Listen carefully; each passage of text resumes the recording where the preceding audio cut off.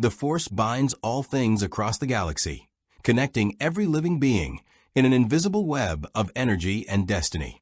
But what happens when something from beyond the stars arrives? A being whose mind operates on pure logic, untouched by the mystical currents that flow through this reality. In a galaxy where faith and feeling guide civilizations, one man would bring reason itself as his only weapon. The transporter beam had felt wrong from the first shimmer. Commander Spock of the USS Enterprise stood on the transporter pad, preparing for what should have been a routine matter transfer to the science station orbiting Regula 7. Chief Kyle worked the controls with practiced efficiency, the familiar hum of the transporter filling the chamber.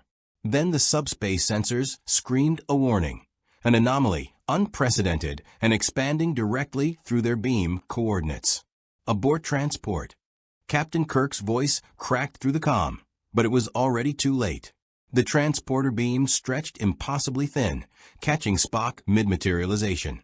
Instead of the controlled dissolution and reconstitution of Federation technology, he felt himself pulled, truly pulled, across a distance that had no name in any Starfleet manual. The sensation lasted both an instant and an eternity. When his molecules finally coalesced, Spock found himself on his hands and knees, breathing hard against the deck plating of a ship he had never seen before. Except it was not a ship.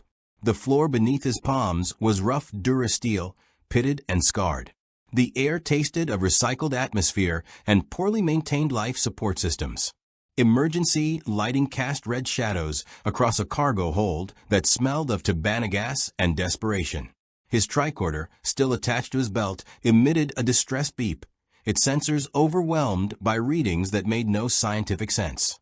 Spock stood slowly, his Vulcan physiology already compensating for whatever trauma the dimensional transfer had inflicted. A quick self-assessment, all physical systems functioning within normal parameters. His science officer uniform was intact, though his phaser felt lighter than it should. Checking the power cell revealed only 43% charge remaining. Concerning, but not immediately critical. The cargo hold's blast door suddenly shrieked open, accompanied by the sound of boots on metal and the distinctive whine of weapons powering up. Spock raised his hands in the universal gesture of non-aggression, noting with interest that the beings aiming weapons at him were humanoid, but dressed in mismatched armor and carrying energy weapons of unfamiliar design. Don't move. The lead figure was human, female, with dark hair tied back and eyes that had seen too much combat. Her blaster. Spock's mind cataloged the term from his tricorder's frantic scanning. Never wavered. Identify yourself. How did you get aboard this ship? I am Commander Spock of the United Federation of Planets, science officer aboard the Starship Enterprise. He kept his tone calm and measured, noting how his words caused confusion rather than recognition. I appear to have been transported here by accident through a subspace anomaly. I intend no hostilities and request information about my current location. The woman exchanged glances with her companions, 2 humans, and one being Spock identified as near human, with subtle cranial differences. Federation? Never heard of it. You're not Imperial, that's clear enough. But that doesn't mean you're not a spy. She gestured with her blaster. Where's your identification? Your clearance codes. I carry no documentation that would be valid in this region of space. Spock carefully reached for his tricorder. However, I possess instruments that may verify my origin. May I demonstrate? The leader hesitated, then nodded sharply. Spock activated his tricorder, the device's familiar chirp filling the cargo hold. The rebels, for the insignia on their uniforms suggested some form of organized resistance, stared at the device with suspicion and fascination. This is a scientific tricorder, designed for sensor analysis and data collection, Spock explained, turning the screen toward them. According to its readings, we are currently aboard a CR-90 Corvette-class vessel in geosynchronous orbit around a planet designated. He paused, his eyebrow rising fractionally. Tatooine. The stellar cartography indicates I am approximately 2.7 million light-years from Federation space, assuming the star positions correlate to known coordinates, which they do not. One of the rebels, a young man with nervous energy, leaned forward. Cap, that scanner tech. I've never seen anything like it. Not Imperial, not even close to our stuff. Fascinating, Spock murmured, reviewing the data flooding his tricorder. The ambient energy readings are extraordinary. There appears to be an omnipresent field permeating all matter at the quantum level, neither electromagnetic nor gravitational in nature. My sensors cannot classify it according to any known physics. The leader lowered her blaster slightly, though her stance remained cautious. You're saying you're from another galaxy? That you just appeared in our cargo hold? That is the most logical explanation based on available evidence, Spock confirmed. Though I acknowledge the apparent improbability, I can conceive of no alternative hypothesis that accounts for the data. Before the conversation could continue, an alarm shrieked through the ship's corridors. The rebels immediately tensed, their weapons snapping up, though not at Spock. Imperial Star Destroyer just dropped out of hyperspace. A voice crackled over the comm. We've been spotted. All hands to battle stations. The leader cursed, then fixed Spock with a hard stare. You want to prove you're not Imperial? Then stay out of our way while we try not to die. She turned to leave, then paused. If you survive this, we'll figure out what to do with you. Spock watched them sprint from a cargo hold, the blast door sealing behind them. Through the durasteel walls, he could hear the distant thunder of weapons fire.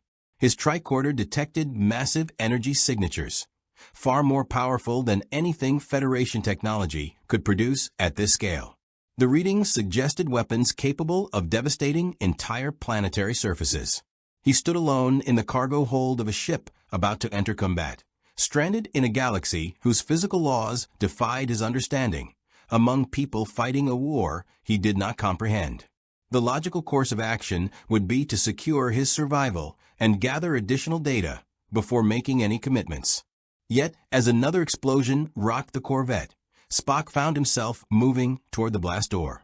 The principles of the Federation, of logic applied to the preservation of life and liberty, transcended dimensional boundaries. If these beings fought against tyranny, then perhaps logic and rebellion were not so incompatible after all. If you want to see more characters enter the Star Wars galaxy, hit that subscribe button and drop the name of a character you'd want to see in the comments below. May the Force be with you. The battle for survival had begun, and Commander Spock would face it with the only weapons he possessed: his mind, his principles, and his unwavering commitment to reason. The Corvette shuddered as turbolaser fire hammered its shields. Spock moved through the corridors with purpose, his tricorder held before him like a scientific compass in a storm of chaos. Rebel crew members rushed past, their faces set with grim determination as they raced to battle stations. None stopped him. They had more immediate concerns than one strangely dressed stranger. His tricorder led him to what appeared to be the primary operations center. Through the open doorway, Spock observed a scene of controlled chaos. Crew members shouting coordinates, sensor officers calling out enemy positions, and at the center of it all, the woman who had confronted him in the cargo hold. Shields at 60%, someone yelled. Return fire all batteries. Target their communications array. The woman, clearly this vessel's commander, gripped the tactical display with white-knuckled intensity. Spock's analytical mind processed the tactical situation in seconds. The Imperial vessel, according to his tricorder, was approximately 1,600 meters in length and possessed firepower that dwarfed the Corvette by orders of magnitude. The rebel ship's only advantage lay in its superior maneuverability, but even that would prove insufficient against sustained bombardment. Current trajectory suggested the Corvette would suffer critical damage within 4.3 minutes. Commander, Spock said, stepping into the operations center. Every weapon in the room immediately pointed at him. The commander's hand moved to her sidearm. I told you to stay out of the way. And logic dictates I would be remiss to do, so when I can offer tactical analysis. Spock gestured to his tricorder, unfazed by the weapons. Your current evasive pattern is predictable. The Imperial vessel is anticipating your movements based on standard maneuvers. If I may suggest, we don't have time for another explosion cut her off. Sparks erupted from a control console. Shields at 40%. Spock spoke quickly, his tone urgent but controlled. Your sensor array is superior to their tracking systems at close range. If you execute a dorsal roll at heading 270 Mark V while simultaneously redirecting all power from forward shields to engines, you can position yourself directly above their bridge tower, a tactical blind spot. Their weapons cannot target you there without risking damage to their own command structure. The commander stared at him for precisely 1.7 seconds, Spock counted, before her expression hardened with decision. Helm, you heard him. Execute that maneuver now. The Corvette banked hard, its artificial gravity compensators struggling to adjust. Through the viewport, Spock watched the massive wedge-shaped Imperial vessel grow impossibly large as they spiraled upward along its hull. Turbo-laser fire lanced past them, missing by meters as the Star Destroyer's targeting computers failed to predict the unorthodox maneuver. "We're in their shadow," the sensor officer shouted with obvious relief. "Full power to engines. Make for the asteroid field at coordinates." The commander rattled off numbers, then turned to Spock. "That bought us maybe 2 minutes before they reorient and resume fire. I hope you have more tricks in that scanner of yours." "Several," Spock confirmed, studying his tricordis readings. "However, I must note that my continued assistance implies a degree of involvement in your conflict that I am not certain is appropriate. I am bound by certain protocols regarding non-interference in the affairs of other cultures." The young rebel from earlier, now revealed to be the helm officer, laughed without humor. "Non-interference? Buddy, you just helped us dodge a Star Destroyer. I think that ship has sailed." "An apt metaphor," Spock acknowledged. "Nevertheless, I require clarification. What is the nature of your conflict? Who are the Imperials? And why do they pursue you with such overwhelming force?" The commander exchanged glances with her crew, then made a decision. "Fine. You want context? The Galactic Empire controls most of known space through fear and military might. They dissolved the Senate, hunt down anyone with force abilities, and destroyed an entire planet, Alderaan, just to prove they could. We're the rebellion. We fight for freedom, for the right of beings to live without tyranny." She met his gaze squarely. "That enough context for you?" Spock's expression remained neutral, but his mind raced through the implications. A totalitarian regime with weapons capable of planetary annihilation. A resistance movement outgunned and outmanned. The parallels to historical conflicts were unmistakable. The Klingon Empire before the Organian Peace Treaty, the Nazi regime on Earth's Second World War, countless others throughout Federation history. "Your cause appears logical," he said carefully, "though I must observe that the destruction of Alderaan represents a violation of fundamental sentient rights that transcends cultural relativism. Such actions cannot be justified under any ethical framework I recognize." "Glad we agree on something." The commander studied him with new interest. "I'm Captain Marquesan, by the way. You helped save my ship and my crew. That counts for something in my book." "Captain." Spock inclined his head in acknowledgement. "I am Commander Spock. I served as science officer of the USS Enterprise. My current situation is complicated. Join the club." Kessin turned back to her tactical display. "We're approaching the asteroid field. Once we're in there, we can lose them in the sensor shadows. But that Star Destroyer isn't going to give up. They've been hunting our cell for weeks." Spock's tricorder chirped in alert. His eyebrow rose fractionally. "Captain Kessin, I am detecting unusual energy signatures within the asteroid field.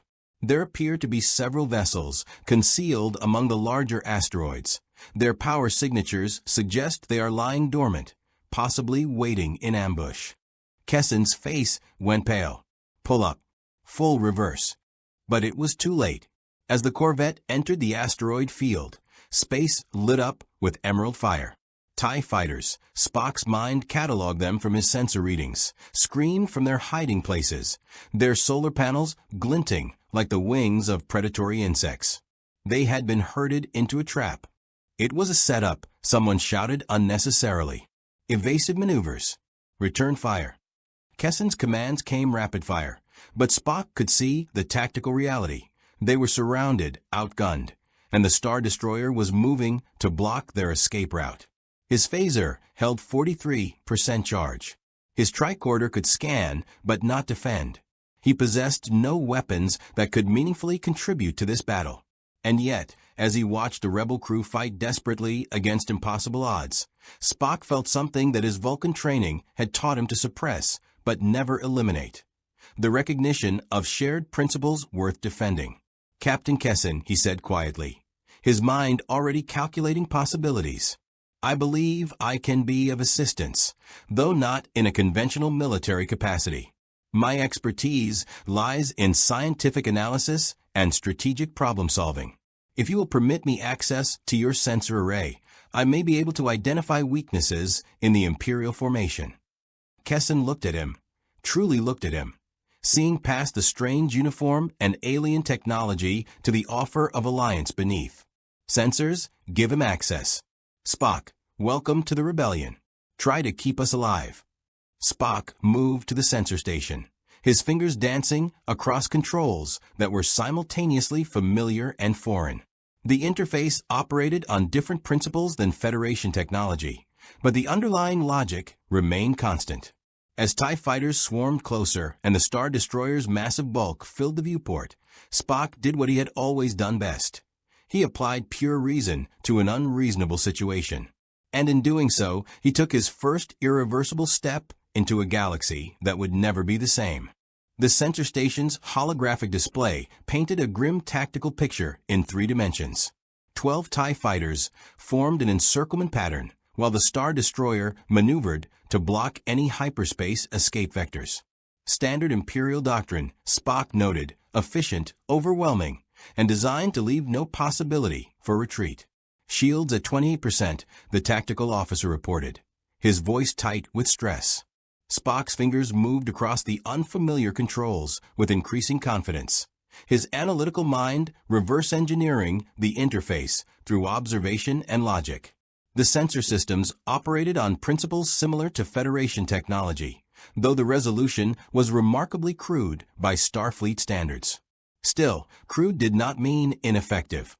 "Captain, I am detecting a pattern in the TIE fighter attack vectors," Spock announced, his eyes fixed on the swirling holographic display. "They are maintaining precise formation spacing of 200 meters.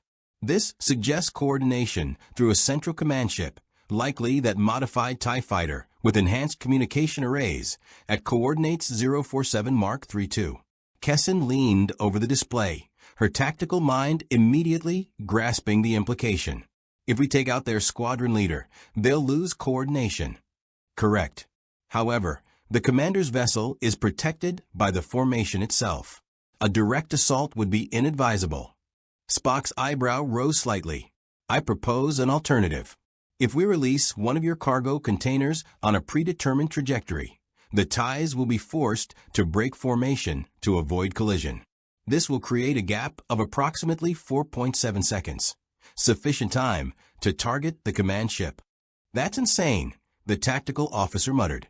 "The timing would have to be perfect." "Indeed. I calculate the probability of success at 62.3%. Spock turned to face Kessin directly. "However, the alternative is continued attrition until shield failure. That outcome has a 100% probability of occurring within 94 seconds.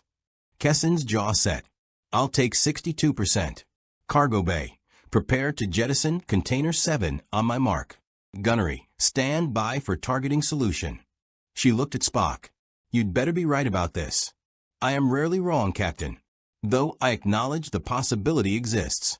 The corvette shuddered as another volley of laser fire hammered its weakening shields.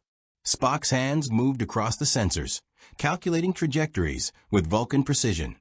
The TIE fighters were closing, their paired laser cannons firing in synchronized bursts. He could see the pattern in their movements, not the chaotic dogfighting of skilled pilots, but the mechanical precision of beings following orders. "Release container, now," Spock commanded. The cargo container tumbled into space, spinning end over end directly into the TIE formation's path. For precisely 2.1 seconds, nothing happened. Then the Imperial pilots reacted, breaking formation exactly as Spock had predicted. The squadron leader's TIE veered right, momentarily isolated from his wingmen. Fire! Kessin ordered. The corvette's turbolasers lanced out, emerald energy converging on the command TIE. The fighter's shields flared, held for an instant, then collapsed. The TIE exploded in a brilliant flash of ignited fuel and vaporized metal. Immediately, the remaining TIE fighters lost their coordinated precision. They continued attacking, but their formation dissolved into individual assault patterns, aggressive but predictable. It worked, the helm officer shouted. Their attack patterns falling apart. Do not become overconfident, Spock cautioned. The Star Destroyer remains operational and is adjusting course to compensate.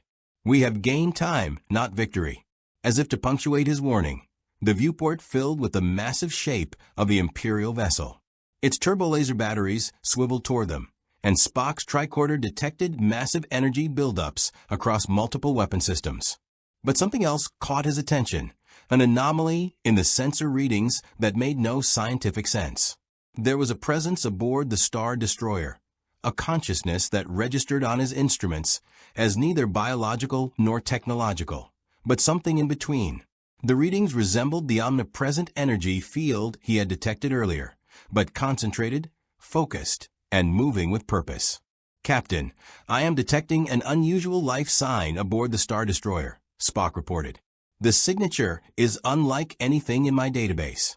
It appears to be approaching their hangar bay. Kessin's face went pale. An Inquisitor. They must have one aboard. She turned to her crew, her voice urgent. We need to jump to hyperspace now, before. The communications console erupted with a proximity alert.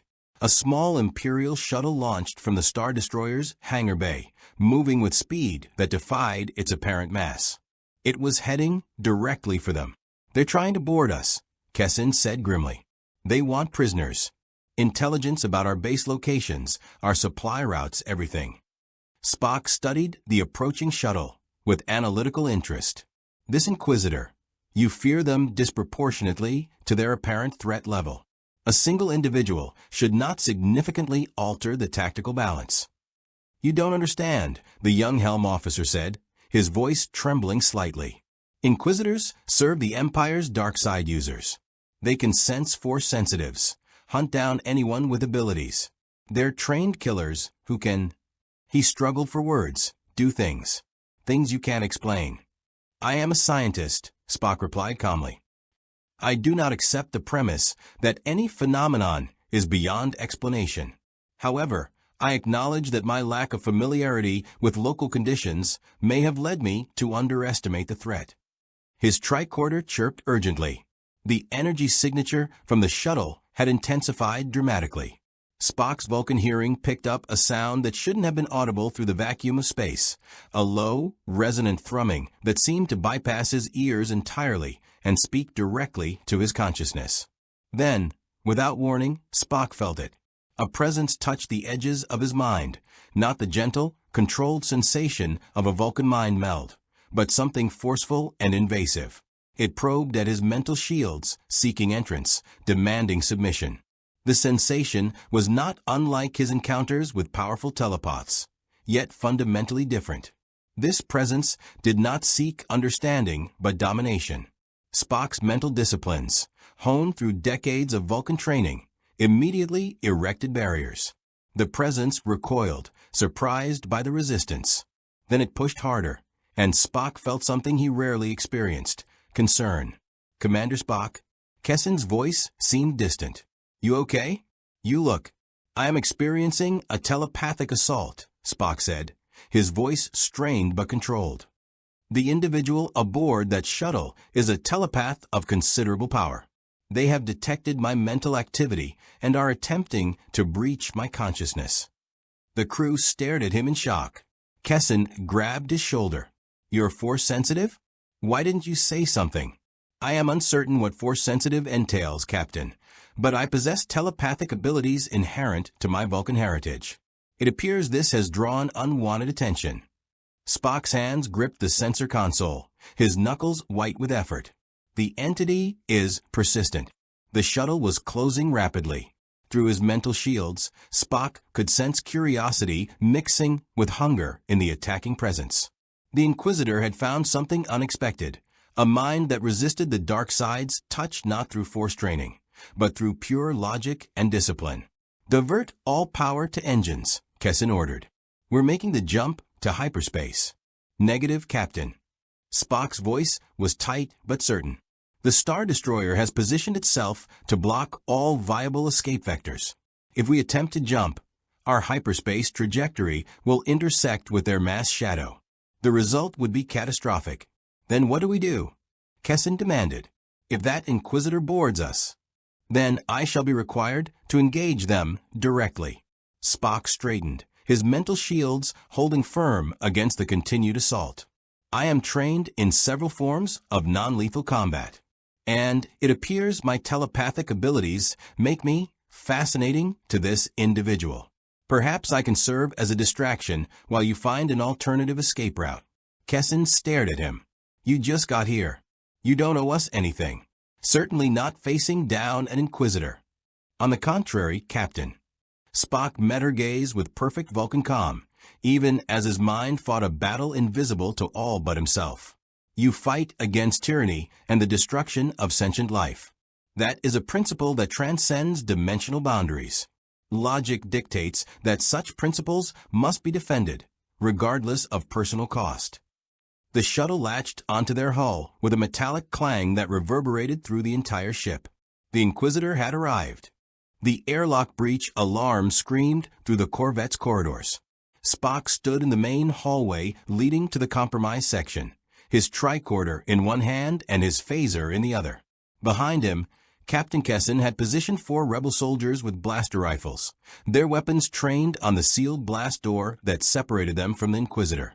You should evacuate, Spock said calmly, though his mental shields continued to strain against the telepathic assault. If this individual is as dangerous as your crew suggests, minimizing casualties would be logical. We don't abandon people, Kessin replied, checking her blaster's power cell.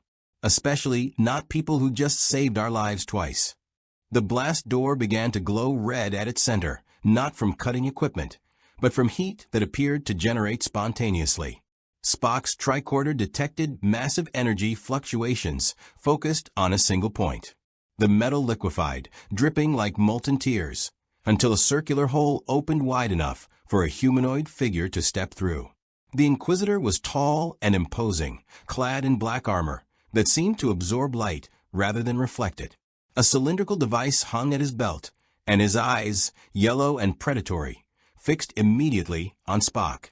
Most striking was the helmet, angular and cruel, designed to inspire fear as much as provide protection. Fascinating, Spock observed, his tricorder chirping as it analyzed the newcomer. You generate localized thermal energy through an unknown mechanism. My instruments detect the same omnipresent field I noted earlier, but concentrated around your person. The energy appears to respond to your mental state. The Inquisitor's expression shifted from predatory confidence to confusion. You observe me as a specimen? His voice was deep, mechanically filtered through his helmet. You do not fear? Fear is an emotional response to perceived threat, Spock replied. While I acknowledge that you represent a significant danger, fear would not improve my tactical situation. Therefore, it is illogical. Open fire, Kessin ordered. Blaster bolts lanced through the corridor and stopped. They simply froze in midair, crackling bolts of energy, suspended as if time itself had halted around them. The Inquisitor raised one hand, and the bolts redirected, slamming into the walls and ceiling. The rebel soldiers dove for cover. Telekinesis, Spock noted clinically, still recording data. Localized manipulation of kinetic energy. Impressive, though the mechanism remains unclear. The energy field responds to conscious thought, suggesting a psychokinetic component. The Inquisitor's hand shot forward, and Spock felt invisible force grip his throat. His feet lifted from the deck, his windpipe constricting. The sensation was alarming but not unexpected. He had encountered beings with similar abilities before. Through his restricted airway, Spock managed to speak. Gravitational, manipulation, or direct molecular interaction? You analyze even as you die. The Inquisitor's voice carried genuine bewilderment. What manner of creature are you? Rather than answer verbally, Spock did something the Inquisitor did not anticipate. He opened his mind. Not fully, that would be foolish. But he allowed his mental shields to part slightly, just enough to project a controlled stream of consciousness directly at the telepathic presence that had been battering at his defenses. Images flooded through. The Enterprise Vulcan philosophy, the Federation's principles, mathematical theorems, scientific data, and underlying it all, pure, unshakable logic. The Inquisitor staggered as if struck. The telekinetic grip faltered, and Spock dropped to his feet, gasping but controlled. The Inquisitor's yellow eyes widened behind his helmet. Impossible, the Inquisitor breathed. Your mind, it is like nothing I have encountered. No passion, no fear, no anger. Only structure, logic. He said the last word like a curse. You are not of force, yet you touched my consciousness. How? My species evolved telepathic abilities through natural selection, Spock explained. His breathing already returning to normal Vulcan parameters. What you call the Force appears to be a distinct phenomenon, though there may be analogous properties. I hypothesize that both operate through quantum-level interactions with consciousness itself. You speak heresy. The Inquisitor ignited his weapon, a crimson blade of pure energy that hummed with deadly intent. The Force is not science. It is power. It is passion and strength. Spock raised his phaser. I propose an alternative hypothesis. What you call the Force is a naturally occurring energy field that certain beings can manipulate through mental discipline. Your emotional approach may be one methodology, but not the only one. The Inquisitor advanced his lightsaber. Spock's mind cataloged the weapon's name from context, cutting precise arcs through the air. Then let us test your hypothesis, alien. Let us see if your logic can withstand the power of the dark side. He lunged with terrifying speed. Spock fired his phaser, set to maximum stun. The blue beam struck the Inquisitor's center mass, and was absorbed by the lightsaber's blade, which the Inquisitor had interposed with reflexes that bordered on precognitive. Interesting, Spock murmured, already calculating. You anticipated my attack before I executed it. Telepathic precognition, or genuine temporal displacement. The Inquisitor attacked again, his blades sweeping towards Spock's midsection. At the last possible instant, Spock sidestepped with Vulcan speed, his superhuman reflexes allowing him to move faster than human norms.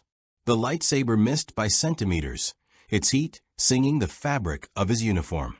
You are faster than you appear, the Inquisitor acknowledged. But speed alone will not save you. He reached out with his free hand, and cargo containers along the corridor walls tore free, hurtling toward Spock from multiple angles. It was an attack designed to overwhelm through sheer volume, impossible to dodge all simultaneously. Spock did not try to dodge. Instead, he lunged forward, directly at the Inquisitor, closing the distance between them in a single bound. His hand shot out, fingers spread in the precise configuration of the Vulcan nerve pinch, targeting the cluster of nerves at the shoulder-neck junction. The Inquisitor twisted, but not fast enough. Spock's fingers made contact, applying pressure with exact precision. Nothing happened. The Inquisitor smiled cruelly behind his helmet. Your trick will not work on me, alien. The Force protects me from such primitive attacks. Hypothesis noted, Spock replied calmly, even as he rolled backward to avoid a vicious backhand slash. The energy field provides protection against neural disruption. This suggests active defense rather than passive resistance. Cargo containers crashed around him, one striking his shoulder and sending him sprawling. His tricorder clattered across the deck, its screen cracked but still functional. The Inquisitor advanced, lightsaber raised for a killing blow. Then Spock did something that changed everything. He initiated a force-mind meld. Vulcan telepathy required consent under normal circumstances. Forcing a meld was considered a profound violation, used only in the most desperate situations. But Spock was stranded in an alien galaxy, facing an opponent whose abilities defied known physics. protecting beings who fought against tyranny. The needs of the many outweighed his personal ethics. His hand shot out, making contact with the Inquisitor's face. "My mind to your mind," he whispered with intense focus. "My thoughts to your thoughts." The meld struck like a lightning bolt between their consciousnesses. The Inquisitor screamed, not in pain, but in shock at the sudden, absolute invasion of his mental space. Spock's disciplined, logical mind crashed into the Inquisitor's churning ocean of dark side passion, with the force of an unstoppable tide meeting an immovable object. For an instant that stretched subjectively into eternity, their minds were one. Spock saw the Inquisitor's true name, Third Brother, a title stripped of identity. He saw memories of training, of pain, of force abilities cultivated through suffering and rage. He felt the dark side's seductive power, promising strength through emotion. And Third Brother saw Spock's mind in return, a fortress of pure reason, mathematical beauty, scientific wonder, and underneath it all, suppressed but never absent, emotions kept in check through discipline rather than denial. He saw a being who had chosen logic not because he lacked feeling, but because he understood feeling's power and chose to master it. The dark side recoiled from such absolute mental order. It found no purchase, no crack through which to seep. Rage and passion shattered against the crystalline structure of Vulcan logic, like waves against unyielding stone. Third Brother tore himself free, staggering backward. His lightsaber fell from nerveless fingers, deactivating as it hit the deck. Behind his helmet, his eyes were wide with something that might have been fear. What are you?" he gasped. Spock straightened slowly, his expression returning to perfect Vulcan neutrality despite the profound exhaustion the forced meld had caused. "I am a being of logic in a galaxy of mysticism. I am proof that your force is not absolute, and I am an ally to those who fight for freedom." The blast door behind Third Brother suddenly exploded inward. Captain Kessin and her soldiers poured through, their blasters trained on the Inquisitor. "We rigged the other corridor," Kessin said grimly. "Thought you might need backup. Though it looks like you handled it."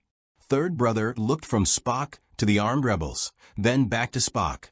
Something in his expression had changed, uncertainty replacing predatory confidence. "This is not over," he said finally. "The Empire will hear of you, alien. They will study you, hunt you, and they will not stop until they understand what you are." He raised his hand, and the hull itself buckled, tearing open to space. Emergency bulkheads slammed down, but not before Third Brother used the telekinetic force to propel himself back toward his shuttle. Within seconds, the shuttle detached and accelerated away. Spock watched him go through a viewport, his mind already processing the implications. "Fascinating," he murmured, "and highly concerning." The Corvette limped away from the asteroid field, its shields barely functional and hull integrity compromised in 3 sections.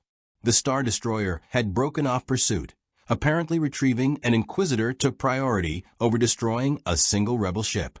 Spock found the tactical decision illogical, but he was beginning to understand that this galaxy operated on principles that defied pure strategic calculation. Captain Kessin's operations center had become an impromptu debriefing room.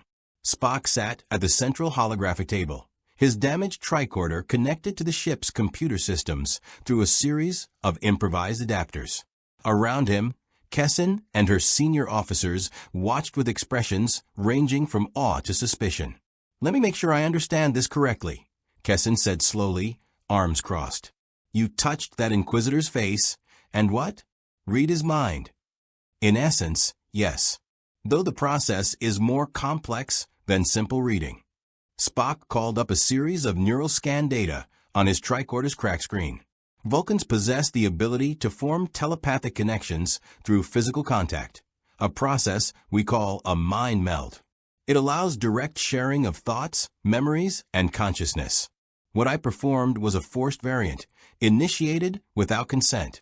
It is considered a severe breach of ethics among my people, but the tactical situation warranted extreme measures. The young helm officer, Spock had learned his name was Darren, leaned forward with fascination. "And you just broke through his defenses?" an Inquisitor trained in the dark side. His defenses were formidable, but relied on emotional intensity: rage, fear, aggression. My mental discipline operates on fundamentally different principles. Where he projected chaos, I maintained order. The incompatibility proved disruptive to his equilibrium. Spock paused, his expression thoughtful. However, I must note that the encounter provided significant data regarding this force phenomenon you reference. He manipulated the tricorder controls, projecting a three-dimensional energy field diagram into the air. The hologram showed swirling patterns of quantum-level activity, concentrated around what appeared to be organic matter. The force, as near as I can determine, is a naturally occurring energy field generated by living organisms and permeating the fabric of space-time itself. It appears to respond to conscious thought, particularly emotional states. Certain individuals, yourselves included, though at levels far below the Inquisitor, generate resonance patterns with this field. The Inquisitor's abilities stemmed from his capacity to consciously manipulate these patterns through focused emotion. Kessin's tactical officer, a grizzled Rodian named Tico, made a dismissive gesture. We know the Force exists. It's not science, it's mysticism. The Jedi used it, the Sith use it. You can't measure or explain it. I disagree. Spock's eyebrow rose. Every phenomenon in the universe operates according to fundamental laws, whether we currently understand those laws or not.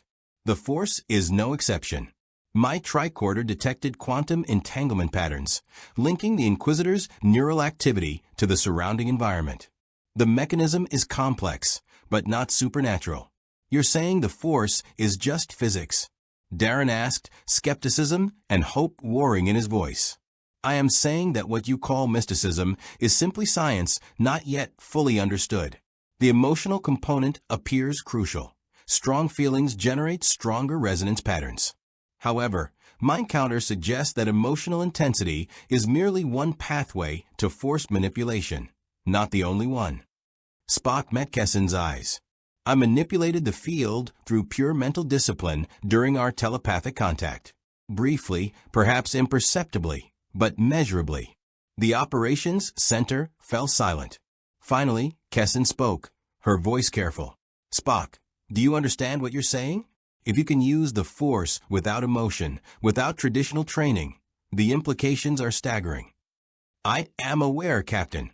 However, I must emphasize that my abilities are extremely limited and require significantly more research before any practical applications could be developed. Furthermore, he was interrupted by an urgent beeping from the communications console. Captain, we're receiving a priority transmission from Rebel Command, the communications officer announced. They want a full report on the Inquisitor encounter. And... She paused, her expression uncertain. They're asking specifically about the unknown Force sensitive, who engaged Third Brother. Kessin cursed softly. Word travels fast. They must have intercepted Imperial communications. She looked at Spock. Rebel Command is going to want to meet you. Probably take you to one of our bases, debrief you thoroughly, maybe even see if you can help train Force sensitives in your methods. Spock considered this carefully. His Starfleet training emphasized the prime directive, non-interference, in the natural development of other cultures. Yet he was no longer in his own dimension, possibly never to return. The Federation's rules might not apply here. Moreover, the Empire had already detected him. Neutrality was no longer an option. I have several concerns, he said finally. First, my knowledge of your political situation remains limited. I am uncertain whether aligning myself with your rebellion serves the greater good or merely perpetuates conflict. Second, I possess no means of returning to my own dimension. Becoming embedded in your organization may complicate any future attempt to return home. Third, you're analyzing this like it's an academic problem, Kessin interrupted, not unkindly. But Spock, you already chose a side when you helped us escape. The Empire knows you exist. Third Brother is probably reporting to his superiors right now. They'll classify you as a threat, hunt you, probably try to capture and study you. Your neutrality isn't protecting you. It's just leaving you vulnerable. Spock's logical mind recognized the validity of her argument. He had interfered. He had chosen. The moment he calculated that first tactical maneuver, he had crossed a threshold from observer to participant. Furthermore, Kessin continued, her voice softer now, you said it yourself earlier. We fight against tyranny and the destruction of sentient life. Those are your principles too, aren't they? Logic might transcend dimensions, but so do ethics. A compelling argument, Spock acknowledged. He looked down at his damaged tricorder. Its screen flickering with data about a galaxy he barely understood. When he looked up, his decision was made. Very well, Captain. I will accompany you to your base and provide what assistance I can to your cause. However, I maintain the right to evaluate the rebellion's methods and objectives independently. Should I determine that your actions violate fundamental ethical principles, I will withdraw my support. Kessin smiled, the first genuine smile Spock had seen from her. Fair enough. I wouldn't expect anything less from someone who analyzes an inquisitor while being force-choked. She extended her hand in what Spock recognized as a human gesture of agreement. He took it, his Vulcan strength carefully controlled. One additional matter, Captain. The Inquisitor stated that the Empire would study me, attempt to understand my nature. Based on my analysis of his memories during our meld, I believe he was sincere. The Empire possesses significant resources dedicated to understanding and controlling force phenomena. My presence represents an anomaly they cannot ignore. You're worried they'll come after you specifically? I am certain they will. However, I am more concerned about the broader implications. If the Empire develops countermeasures against telepathy or adapts their force techniques based on what Third Brother learned from our encounter, the consequences could be significant. Spock's expression remained neutral, but his tone carried weight. I may have inadvertently escalated this conflict by revealing capabilities the Empire did not know were possible. Tico spoke up, his voice gruff but not unkind. Welcome to the Rebellion, Commander. We specialize in making the Empire's life difficult. You'll fit right in. The communications officer cleared her throat. Captain, Rebel Command is waiting for our response. What should I tell them? Kessin looked at Spock, who nodded fractionally.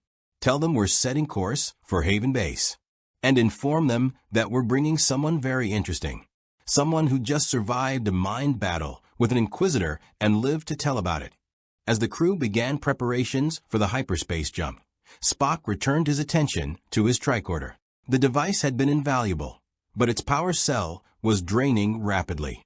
Perhaps 48 hours of active use remained before it became inert. His phaser held even less charge. Soon, he would be without any technology from his own dimension. He would be truly alone, armed only with his mind and his principles in a galaxy that valued passion over logic, mysticism over science. Yet as the Corvette's engines thrummed to life and the stars stretched into the impossible tunnel of hyperspace, Spock felt something that his Vulcan training recognized but rarely acknowledged. Curiosity unbounded by caution. This galaxy presented questions that demanded answers. The Force challenged every scientific principle he understood. And somewhere in this vast expanse of stars, there might be beings who could help him return home, or at least help him understand why he was here. Fascinating, he murmured, watching hyperspace flow past the viewport like liquid light. Truly fascinating. Captain Kessin stood beside him, following his gaze. You keep saying that. Is it a Vulcan thing? It is an expression of intellectual engagement with novel phenomena, Spock explained. In my experience, the universe consistently reveals complexities that exceed our current understanding. The appropriate response is fascination, acknowledgement that there is always more to learn. Well, Commander, you're about to learn a lot.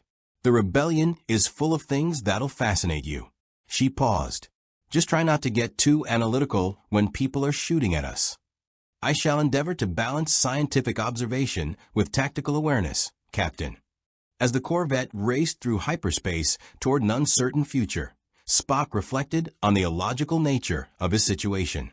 He was a being of pure reason in a galaxy governed by mystical energy. He was a scientist among warriors fighting a war based on hope rather than probability.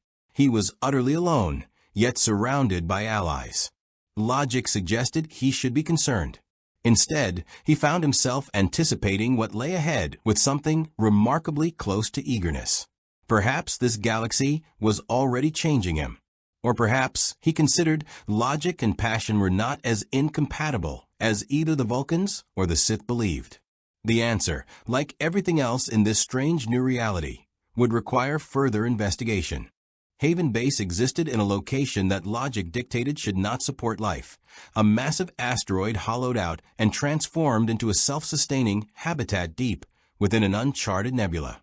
Spock's tricorder readings showed the asteroid was over 15 kilometers in diameter, its interior carved into a warren of hangar bays, living quarters, command centers, and what appeared to be a significant medical facility.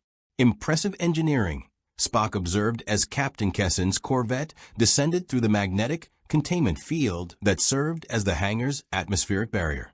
The structural modifications required to maintain gravitational stability while preserving asteroid integrity are considerable. I estimate construction required several years and significant resources. 5 years, actually, Kessin replied, guiding the ship toward a designated landing platform. Built it piece by piece, always staying one step ahead of Imperial patrols. It's not much, but it's home. She glanced at him. Fair warning, you're about to become very popular very quickly. Word of your Inquisitor encounter has spread through every rebel cell in this sector. The Corvette settled onto the platform with a hydraulic hiss. Through the viewport, Spock observed dozens of personnel gathering. Humans, Twi'leks, Mon Calamari, Rhodians, and species his tricorder struggled to classify. All of them stared at the ship with visible curiosity and tension. They fear me, Spock noted without judgment. They're curious about you, Kessin corrected. There's a difference. Most of these people have only heard stories about Force users. The Jedi are nearly extinct, and the only Force sensitives they encounter are usually trying to kill them. You're something else. The boarding ramp descended. Spock walked down it with Kessin at his side, his posture straight and his expression perfectly neutral despite the dozens of eyes tracking his every movement. His Starfleet uniform drew immediate attention. The unfamiliar design, the strange insignia, the visible damage from his encounter with Third Brother. A human male in his 50s approached, his bearing suggesting military command despite the absence of formal rank insignia. Gray threaded his dark hair, and a jagged scar ran from his left temple to his jaw. His eyes, however, were sharp and assessing. Captain Kessin, the man said, his voice carrying authority tempered by warmth.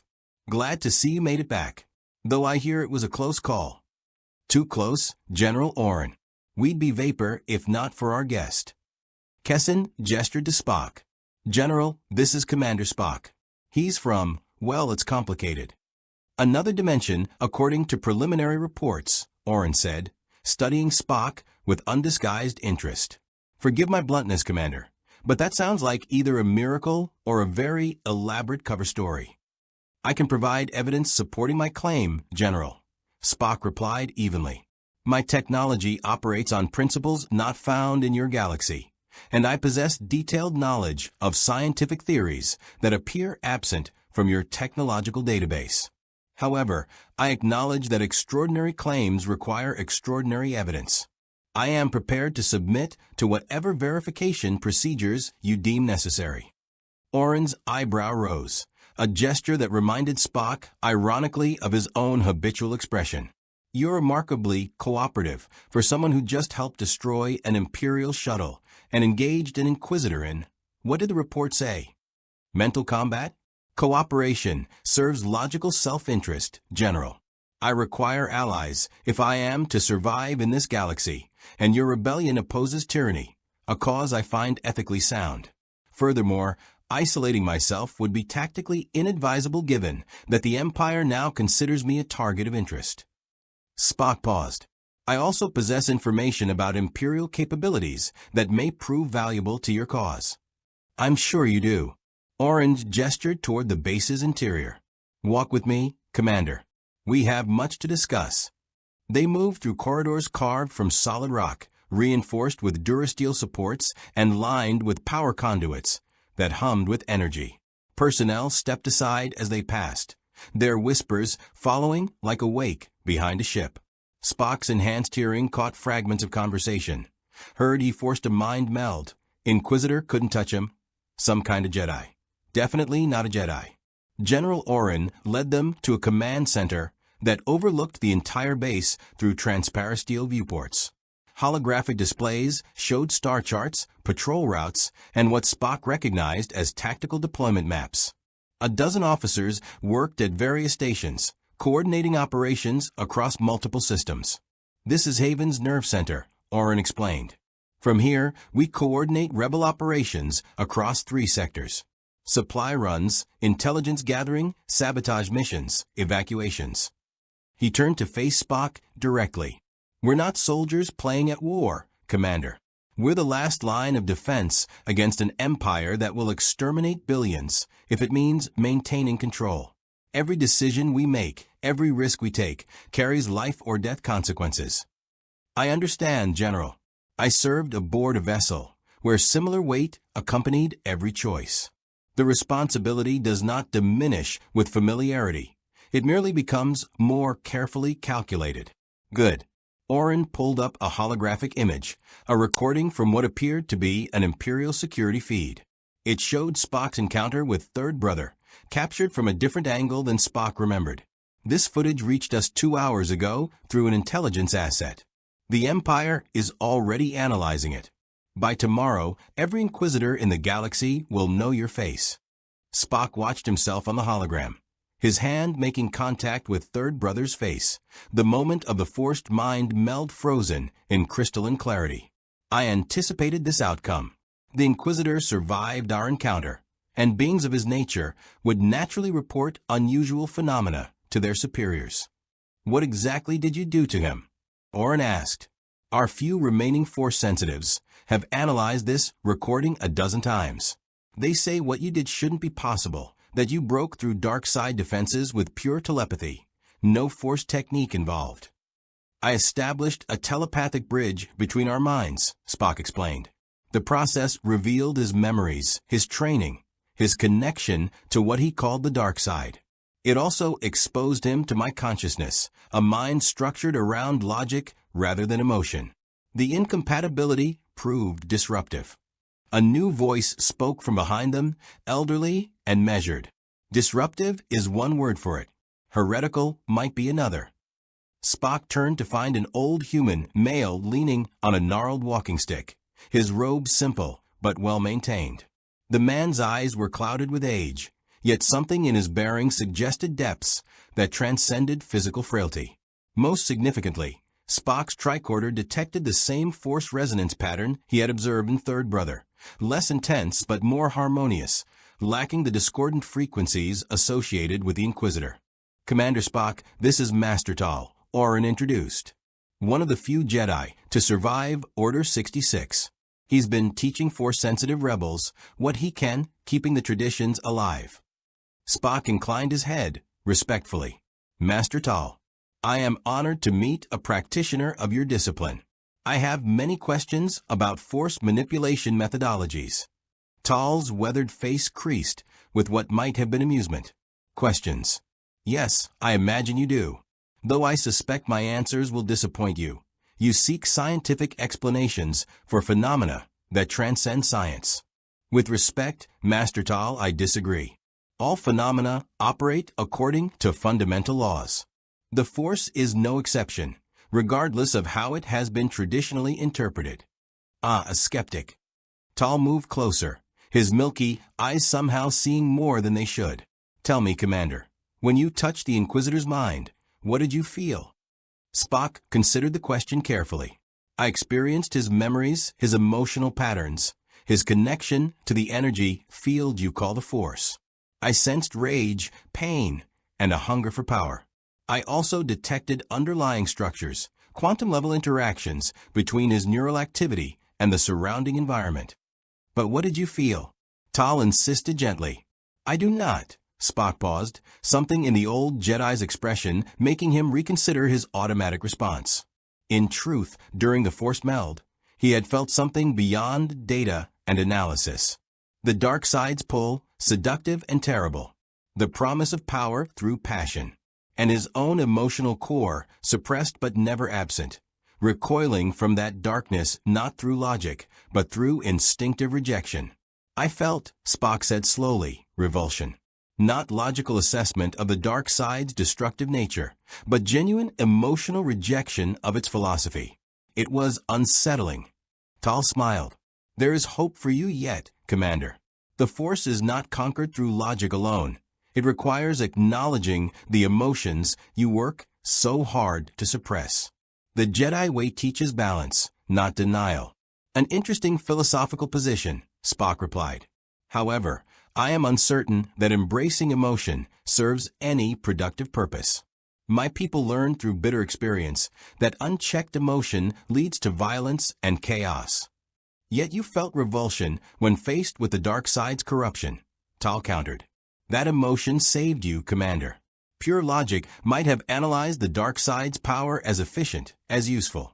Emotion reminded you that some powers should not be wielded, regardless of their utility. Before Spock could formulate a response, alarms blared throughout the command center. Officers rushed to their stations as holographic displays lit up with urgent warnings. Report. Orin barked. Imperial probe droid detected in Sector 7, an officer announced. It's broadcasting a priority signal. Looks like it found us, General. Orin's face hardened. How long before they can triangulate our position? 20 minutes, maybe less. If that probe gets its full scan data back to the nearest Star Destroyer. It won't.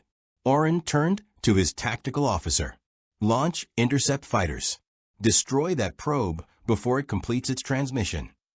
General, Spock interjected, his mind already processing tactical options. If I may offer a suggestion, destroying the probe will confirm that something valuable exists in this sector. The Empire will investigate regardless. However, if you can capture the probe intact and feed it false data, you could potentially misdirect their search. Orin stared at him. That's actually brilliant. But capturing a probe droid without destroying it is nearly impossible. Nearly impossible is not the same as impossible. Spock's tricorder was already scanning the probe's technical specifications through Haven's sensor network. The probe operates on a simple command protocol. If I can interface my tricorder with your communications array, I may be able to transmit a shutdown sequence masked as an Imperial command code. You can hack Imperial technology? Kessin asked, disbelief evident. I can attempt to do so. My tricorder possesses computational capabilities that should exceed the probe's defensive protocols. However, I estimate only a 58.3% probability of success. Better odds in fighting a Star Destroyer, Orin said grimly. He gestured to his communications officer. Give him access. Commander Spock, you have 15 minutes. After that, we destroy the probe and start evacuation procedures. Spock moved to the communication station, his fingers already working to interface his tricorder with the alien technology. Around him, the Rebel Command Center transformed into organized chaos as personnel prepared for potential discovery.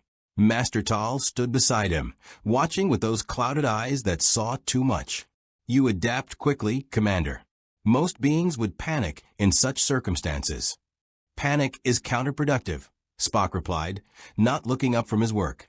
Fear clouds judgment. Logic provides clarity. And yet, Tal said softly, you risk your life for people you barely know, in a galaxy not your own. Is that logic, Commander? Or is that something else? Spock's fingers paused for precisely 0.7 seconds. Then he continued working, his voice carefully neutral. It is both, Master Tal. Logic dictates that tyranny must be opposed. But you are correct. There is an emotional component as well. I find that I care about these people's survival. Acknowledging that does not diminish my effectiveness. Tal's smile was knowing. Perhaps your people's philosophy and the Jedi way are not so different after all. Balance, Commander. Always balance. The probe's signal grew stronger. Spock's tricorder chirped urgently. Time was running out, and with it, perhaps the rebellion's last sanctuary in this sector. His fingers moved with Vulcan precision across the controls. Logic and intuition merged into a single focused purpose. The hunt was on, and Spock had just become essential to the rebellion's survival. The probe droid signal pulsed across Spock's tricorder display like a mechanical heartbeat. Each pulse represented another fragment of data being compiled for transmission to Imperial forces. Location coordinates, energy signatures, defensive capabilities. Once that transmission completed, Haven Base would be exposed, and the Empire's retribution would be swift and absolute. 12 minutes, the communications officer announced, her voice tight with tension. Spock's fingers danced across the interface, his tricorder serving as both translator and encryption key. The probe's command protocols were elegantly designed, simple enough to be reliable, complex enough to resist casual tampering. Under different circumstances, he would have found the engineering fascinating. At present, it merely represented an obstacle to be overcome. "I have established initial contact with the probe's receiver array," Spock reported. However, the security protocols are more sophisticated than anticipated. The system requires authentication codes that change according to a temporal algorithm. I am attempting to extrapolate the pattern. General Oren paced behind him, every muscle taut with controlled anxiety. "Can you do it?" "The probability of success decreases with each passing second, General. However, I am revising my approach." Spock's eyes narrowed fractionally, the closest he came to showing frustration. The encryption algorithm incorporates elements that appear almost intuitive rather than purely mathematical, as if designed by someone who thought in patterns rather than equations. "The Force," Master Tal said quietly. "Imperial technology is often designed by those sensitive to it. They incorporate elements of precognition into their security systems, random factors that defy pure logic." Spock's eyebrow rose. "Fascinating and highly problematic. Random elements cannot be predicted through conventional analysis." He paused, his analytical mind racing through possibilities. "However, if the randomness stems from force-based precognition, it may not be truly random, merely following rules I do not yet comprehend." 10 minutes, the officer announced. Captain Kessin moved to stand beside Oren. "General, if he can't crack it in time, we need to destroy that probe and start evacuation." "Not yet." Oren's voice carried the weight of command forged through impossible choices. "Commander Spock, what do you need?" "Time," Spock replied simply, "and possibly unconventional assistance." He turned to face Master Tal. "You stated that you sense the Force in all living things. Can you sense patterns in non-living systems? Specifically in electronic security protocols?" Tal's clouded eyes widened slightly. "You're asking if I can use the Force to help you hack Imperial technology? I am asking if you can perceive patterns that my logical analysis cannot detect. If the encryption incorporates force-based randomization, perhaps a force-sensitive individual could identify those elements, allowing me to focus my computational efforts on the purely mathematical components."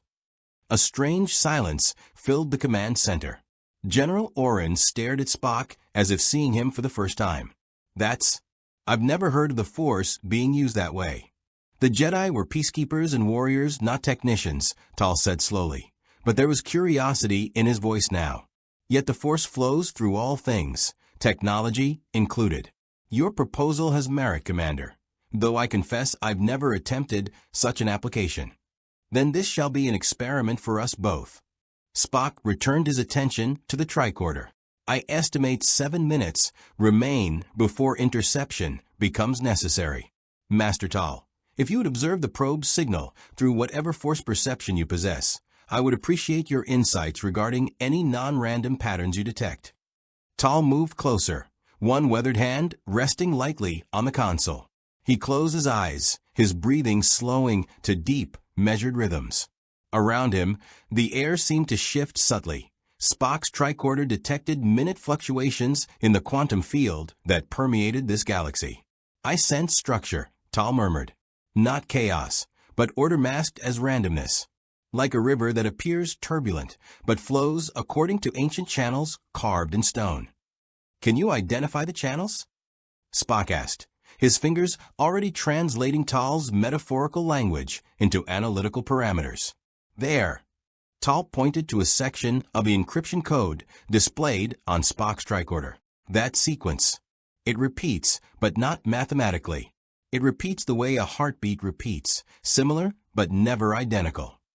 Spock isolated the sequence, running it through pattern recognition algorithms modified on the fly. Hypothesis. The force-based randomization follows biological rhythms rather than mathematical progressions. Testing. His fingers flew across the controls. Affirmative. The temporal variation correlates to human cardiac patterns under stress conditions. Presumably, the pattern matches the original designer's physiological state.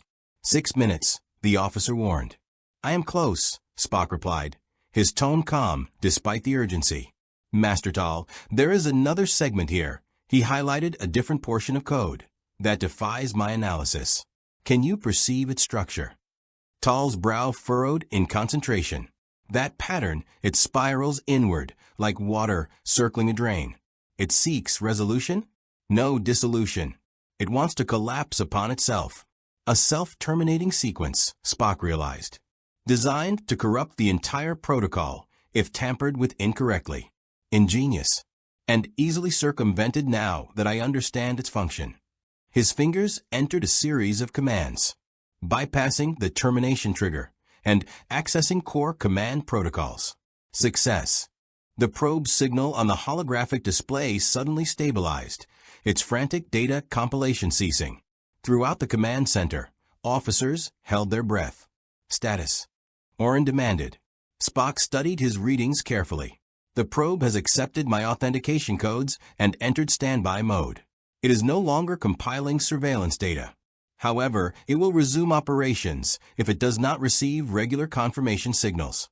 I am now programming those signals to include falsified sensor data indicating the sector is empty space with no tactical value. For minutes until the probe's scheduled transmission window, the communications officer said, her voice carrying new hope. Sufficient time. Spock's fingers continued their precise dance across the controls.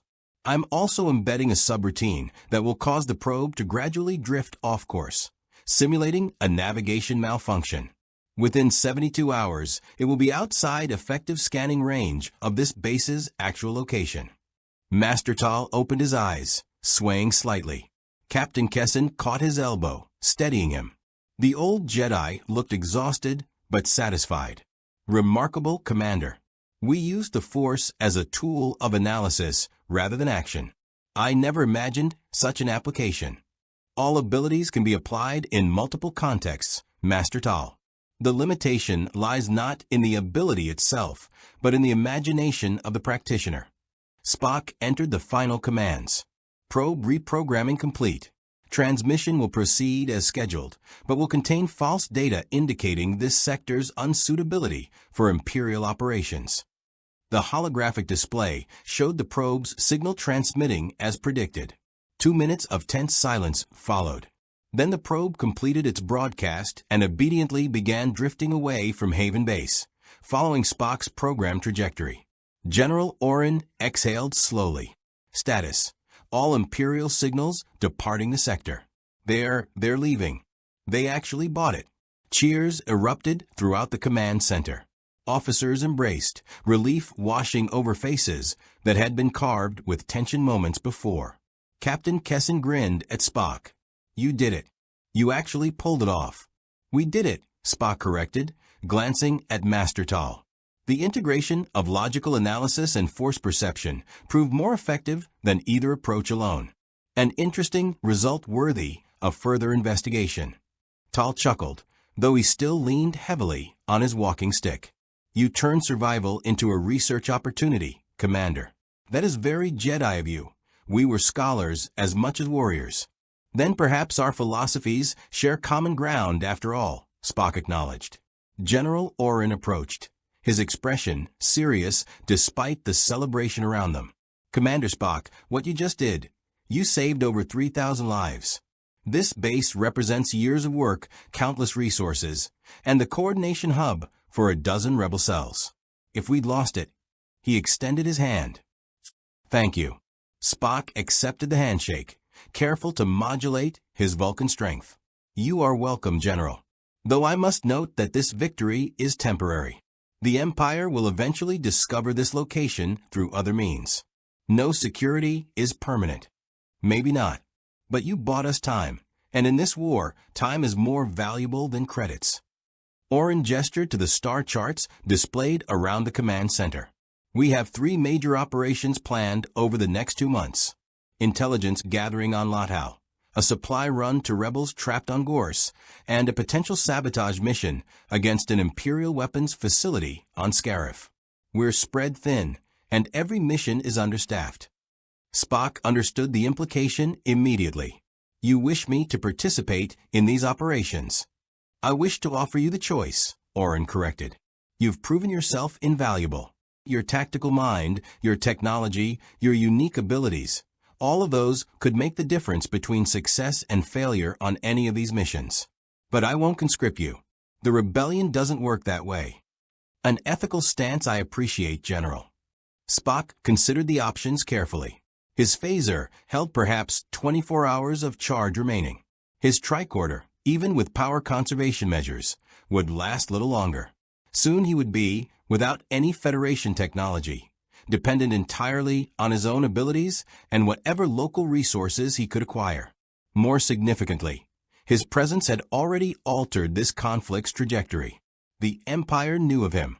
They would study Third Brother's report, analyze the security footage, attempt to understand what he represented. His neutrality was an illusion. He had become a factor in this war, whether he wished it or not. Logic dictates that I accept your offer, General, Spock said finally. I require allies, resources, and information about this galaxy. The rebellion can provide all 3. Furthermore, your cause aligns with principles I cannot ethically abandon: opposition to tyranny and the preservation of sentient life. However, I maintain several conditions. Name them, Orin said. First, I will not participate in operations that target civilian populations or employ tactics I deem ethically compromised. Second, I reserve the right to offer alternative strategies when I believe your planned approaches are suboptimal. Third, I require access to your scientific and technological resources to continue my research into force phenomena and potential methods of returning to my own dimension. Orin smiled, a genuine expression that transformed his scarred face. Commander, those aren't conditions. Those are exactly the kind of principles we need more of in this fight. Agreed on all counts. He turned to address the command center. Attention, everyone. I want it known that Commander Spock is now officially attached to Rebel operations as a strategic advisor and field operative. His counsel carries weight, and his safety is a tactical priority. Understood. A chorus of acknowledgments filled the room. Spock noted how the rebels regarded him now, not with fear or suspicion, but with respect and curiosity. He had proven himself through action rather than credentials. Captain Kessin approached, her expression thoughtful. So, Commander, which mission would you recommend tackling first? Intelligence gathering, supply run, or sabotage? Spock pulled up the operational details on his tricorder, analyzing each mission's parameters. The intelligence operation on Lothal presents the highest tactical value with acceptable risk parameters.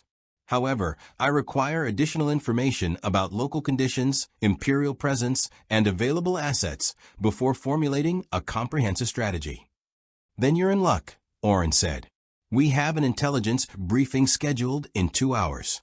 Until then, I'll have quarters assigned to you and arrange for whatever resources you need. He paused. There's also the matter of your appearance. That uniform marks you as an outsider instantly. We should get you some local clothing. Spock glanced down at his damaged Starfleet uniform, torn, scorched, and visibly foreign. A logical observation. However, I would prefer to retain my uniform's communicator badge and rank insignia. They serve as reminders of my origin and the principles I represent. We can work with that, Kessin said. I know a tailor who specializes in modified gear. We'll get you outfitted properly while keeping your heritage intact." As the command center returned to its normal operational rhythm, Spock found himself reflecting on the improbability of his situation. He had been in this galaxy less than one standard day by his estimation, yet he had already engaged an Imperial Inquisitor in mental combat, saved a rebel base from discovery, and formed an alliance with a resistance movement fighting a galactic empire. The logical part of his mind noted the escalating danger and uncertain outcomes. Yet another part, the part he usually suppressed, recognized something profoundly important in this moment. He had found purpose in a galaxy not his own. He had applied his abilities to preserve life and oppose tyranny. He had collaborated with beings who valued freedom over power, who fought despite overwhelming odds, who maintained hope in the face of darkness. Perhaps, Spock considered, being stranded in this dimension was not merely a scientific anomaly to be solved. Perhaps it was an opportunity to discover whether logic and rebellion could indeed coexist, and whether a being of pure reason could make a meaningful difference in a galaxy governed by mystical forces and passionate convictions. "Fascinating," he murmured once more, though this time the word carried layers of meaning that transcended simple academic interest. Master Tal, still recovering nearby, caught his expression and smiled knowingly. "Welcome to the rebellion, Commander Spock. May the Force be with you." Spock raised an eyebrow. "And may logic guide your path, Master Tal." It was, perhaps, the beginning of an unlikely friendship. And in a galaxy at war, such friendships might prove more valuable than any weapon. The intelligence briefing room was smaller than Spock had anticipated. A converted storage chamber with a single holographic projector at its center and chairs arranged in a rough semicircle. 12 rebels sat in attendance, representing the various cells coordinating on the Lothal operation. Spock noted the diversity. 2 humans, a Twi'lek, a Mon Calamari, a Wookiee whose name he learned was Raloan, and several species his damaged tricorder struggled to classify. He had changed clothing as suggested. His new attire consisted of a dark gray utility jacket over black trousers tucked into sturdy boots, practical garments that allowed freedom of movement while concealing his phaser and tricorder. His Starfleet insignia remained visible on his collar, a small act of defiance against complete assimilation. The contrast between his pointed ears and the local population remained conspicuous, but at least his clothing no longer screamed outsider. General Oren activated the holographic projector. An image materialized, a sprawling urban landscape dominated by industrial facilities and imperial architecture. Lothal, outer rim world, relatively insignificant until the Empire discovered its resources. Now it's a major production center for military equipment and a testing ground for new imperial technologies. Our intelligence indicates, a female Twi'lek named Hera continued, that the Empire has established a high-security research facility in Capital City. According to our source, an Imperial technician sympathetic to our cause, they're developing something called Project Harvester. We don't know the specifics, but the code name suggests resource extraction or perhaps something related to force-sensitive detection. Spock's analytical mind immediately parsed the implications. If the Empire is developing enhanced detection methods for force sensitives, the consequences for your rebellion would be significant. Many of your operatives would become vulnerable to identification and capture. Exactly, Oren confirmed, which is why we need detailed intelligence on this project. Blueprints, technical specifications, personnel rosters, anything that tells us what we're dealing with. The hologram shifted, zooming in on a specific building complex surrounded by security checkpoints and anti-aircraft batteries. This is the facility. Triple-layer security, rotating guard patrols, biometric scanners at every access point. Standard infiltration is nearly impossible. Nearly, Captain Kessin interjected, being the operative word. Commander Spock, you mentioned having technological capabilities we don't possess. Can your scanner help us bypass their security? Spock studied the holographic representation, his tricorder already analyzing the facility's visible defenses. My tricorder can detect security systems, map structural layouts, and potentially interface with electronic locks. However, its power reserves are critically low. Approximately 18 hours of active use remain. I must prioritize its application carefully. 18 hours is enough for an infiltration mission, Hera said. Get in, access their computers, extract the data, get out. We've done it before on less sophisticated targets. Perhaps, Spock replied. However, I observe several problematic variables. First, my physical appearance is distinctive. Even in local clothing, my Vulcan features will attract attention in any environment requiring close scrutiny. Second, the Empire now possesses recordings of my encounter with Third Brother. If those recordings have been distributed to security personnel, facial recognition systems may identify me immediately. The Mon Calamari officer, Admiral Trazyn, made a gesture of agreement with his webbed hands. Valid concerns. However, your unique abilities may offset those liabilities. Your telepathy could potentially gather information that technical surveillance cannot. And your altercation with the Inquisitor suggests you can handle unexpected Force user encounters. I am uncertain that my previous success against Third Brother should be considered predictive of future outcomes, Spock cautioned. The forced mind meld succeeded partially due to surprise. A prepared opponent would present significantly greater challenges. Ralawin, the Wookiee, growled a lengthy statement in Shiriwook. Spock's tricorder provided a rough translation. Concern about bringing an untested operative into such a critical mission, balanced against acknowledgement of Spock's demonstrated tactical value. He makes a fair point, Oren said. Commander Spock, you've been in this galaxy less than 2 days. We're asking you to risk your life on an operation that could shape the entire war's trajectory. Are you certain you want to commit to this? Spock considered the question with his characteristic thoroughness. The logical analysis was straightforward. High risk, potentially high reward, significant uncertainty. By pure probability calculation, he should decline and suggest a more experienced team handle the infiltration. Yet logic was not his only consideration. He thought of the Empire's planet-destroying weapon, of Third Brother's memories during their forced meld, visions of Jedi younglings hunted and killed, of entire species enslaved, of power wielded without restraint or conscience.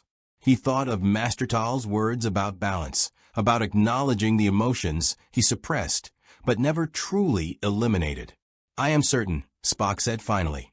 However, I propose modifications to your planned approach. Rather than attempting traditional infiltration, I suggest we exploit my distinctive nature as an advantage. The briefing room fell silent, all attention focused on him. Explain, Oren commanded. Spock called up data on his tricorder, projecting it alongside the holographic display. The Empire is aware of my existence and considers me a subject of interest. Their scientific facilities would have received alerts about an unknown Force-sensitive with unusual abilities. If I were to approach the facility openly, claiming to be a researcher or defector with information about interdimensional phenomena, I calculate a 73.4% probability they would grant me access for interrogation and study. That's insane, Kessin said flatly. You're suggesting we just walk you into an Imperial facility and hope they don't immediately arrest or kill you? Not hope, Captain. Calculate. The Empire's scientific curiosity will override immediate hostility. They will want to understand what I represent before making final determinations about my disposition. This provides a window of opportunity. Spock's fingers moved across his tricorder. Once inside, I can utilize my telepathic abilities to gather intelligence directly from personnel consciousness while maintaining the pretense of cooperation. My tricorder, though low on power, can interface with their computer systems to extract Project Harvester data.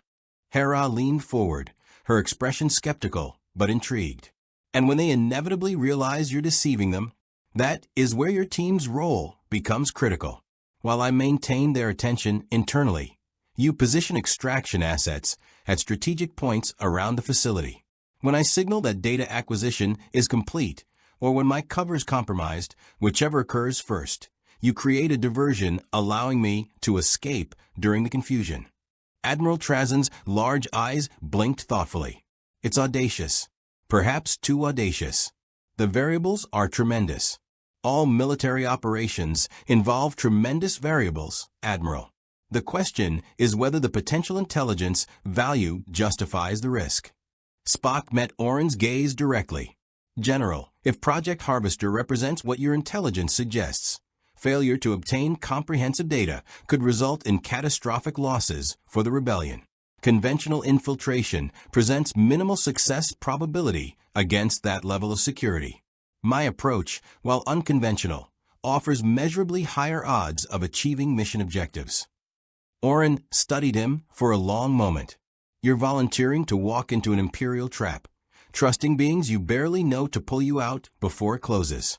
That's either remarkably brave or profoundly illogical. Perhaps both, General. Logic and courage are not mutually exclusive. Master Tal, who had been sitting quietly in the corner, suddenly spoke. There is another consideration. Commander Spock's presence will draw attention from the highest levels of Imperial command. If Project Harvester is as significant as we believe, senior officers or even inquisitors may be summoned to examine this interdimensional anomaly. Such individuals possess knowledge and access that lower-ranking personnel do not. You're suggesting I target high-value individuals for telepathic extraction, Spock observed. I am suggesting, Tal said carefully, that opportunity often disguises itself as danger. What appears to be a trap may in fact be a door, if one has the courage and wisdom to recognize the difference. Spock found himself oddly moved by the old Jedi's words. Tal understood something that pure logic could not fully capture, that some opportunities required accepting risk that probability calculations deemed unacceptable. The briefing room erupted in debate. Officers argued various modifications to Spock's proposal, raising concerns and suggesting contingencies. After 23 minutes of discussion, General Oren raised his hand for silence. Here's my decision, he said. We proceed with Commander Spock's approach, with the following modifications. Captain Kessen's team will provide external support and extraction assets. Master Tal will accompany the operation as force-sensitive backup, staying hidden but close enough to intervene if Spock encounters dark side users. Admiral Trazen will coordinate orbital support in case we need emergency evacuation. He turned to Spock. Commander, you'll have 48 hours to prepare. Study everything we have on Imperial interrogation procedures, research facility protocols, and Lothal's political situation. Learn enough to make your defector story convincing. And for the love of force, come up with a plausible explanation for your pointed ears that doesn't involve, I'm from another dimension. Acknowledged, General. I shall endeavor to construct a cover identity that withstands initial scrutiny while maintaining internal consistency. Spock paused. I do have one request. Name it. I would like to consult with Master Tal regarding telepathic shielding techniques.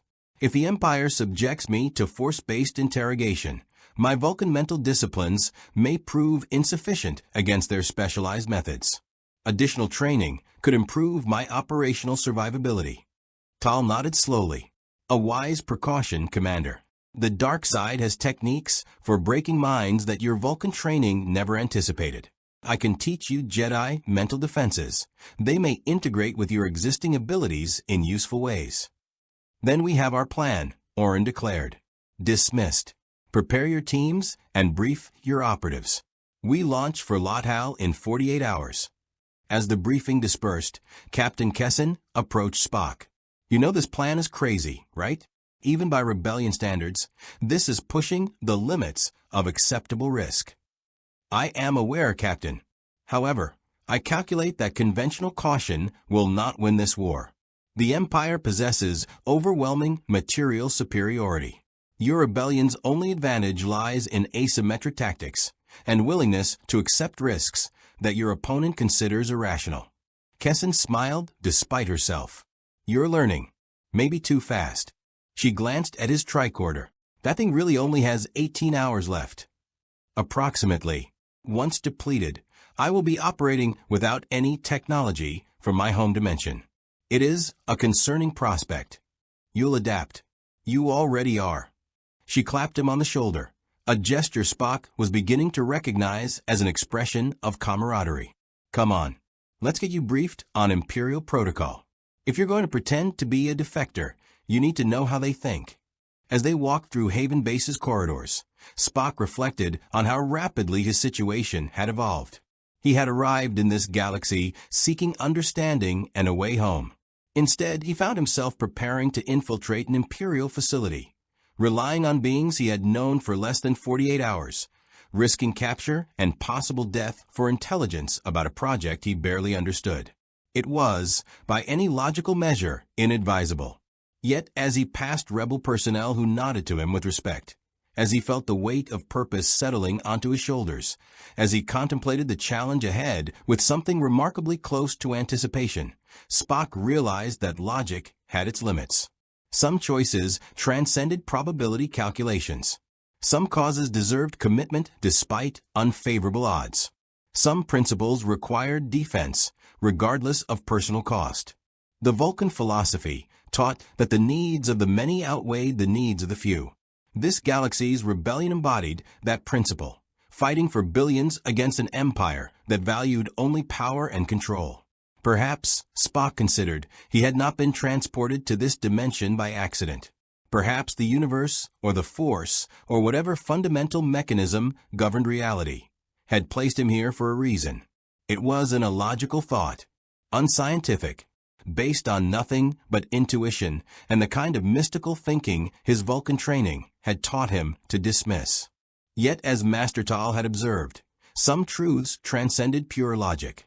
Fascinating, Spock murmured, as the corridors of Haven Base stretched before him and the stars of an alien galaxy wheeled overhead in the asteroid's viewports. He was committed now. The mission to Lothal would test everything he was, his logic, his abilities, his principles, and perhaps even his capacity to survive in a galaxy that operated on rules fundamentally different from everything he knew. But then, Spock had always preferred challenges that pushed the boundaries of the possible. It was, after all, the most logical way to grow. The Lambda-class shuttle descended through Lothal's atmosphere, its Imperial markings gleaming in the pale sunlight. Spock sat alone in the passenger compartment, his hands resting calmly on his knees despite the tactical situation's precariousness. Captain Kessin piloted the stolen shuttle, acquired through a previous operation and maintained precisely for missions requiring Imperial camouflage. 2 minutes to Capital City airspace. Kessin's voice crackled through the internal comm. Last chance to change your mind, Commander. Negative, Captain. Proceed as planned.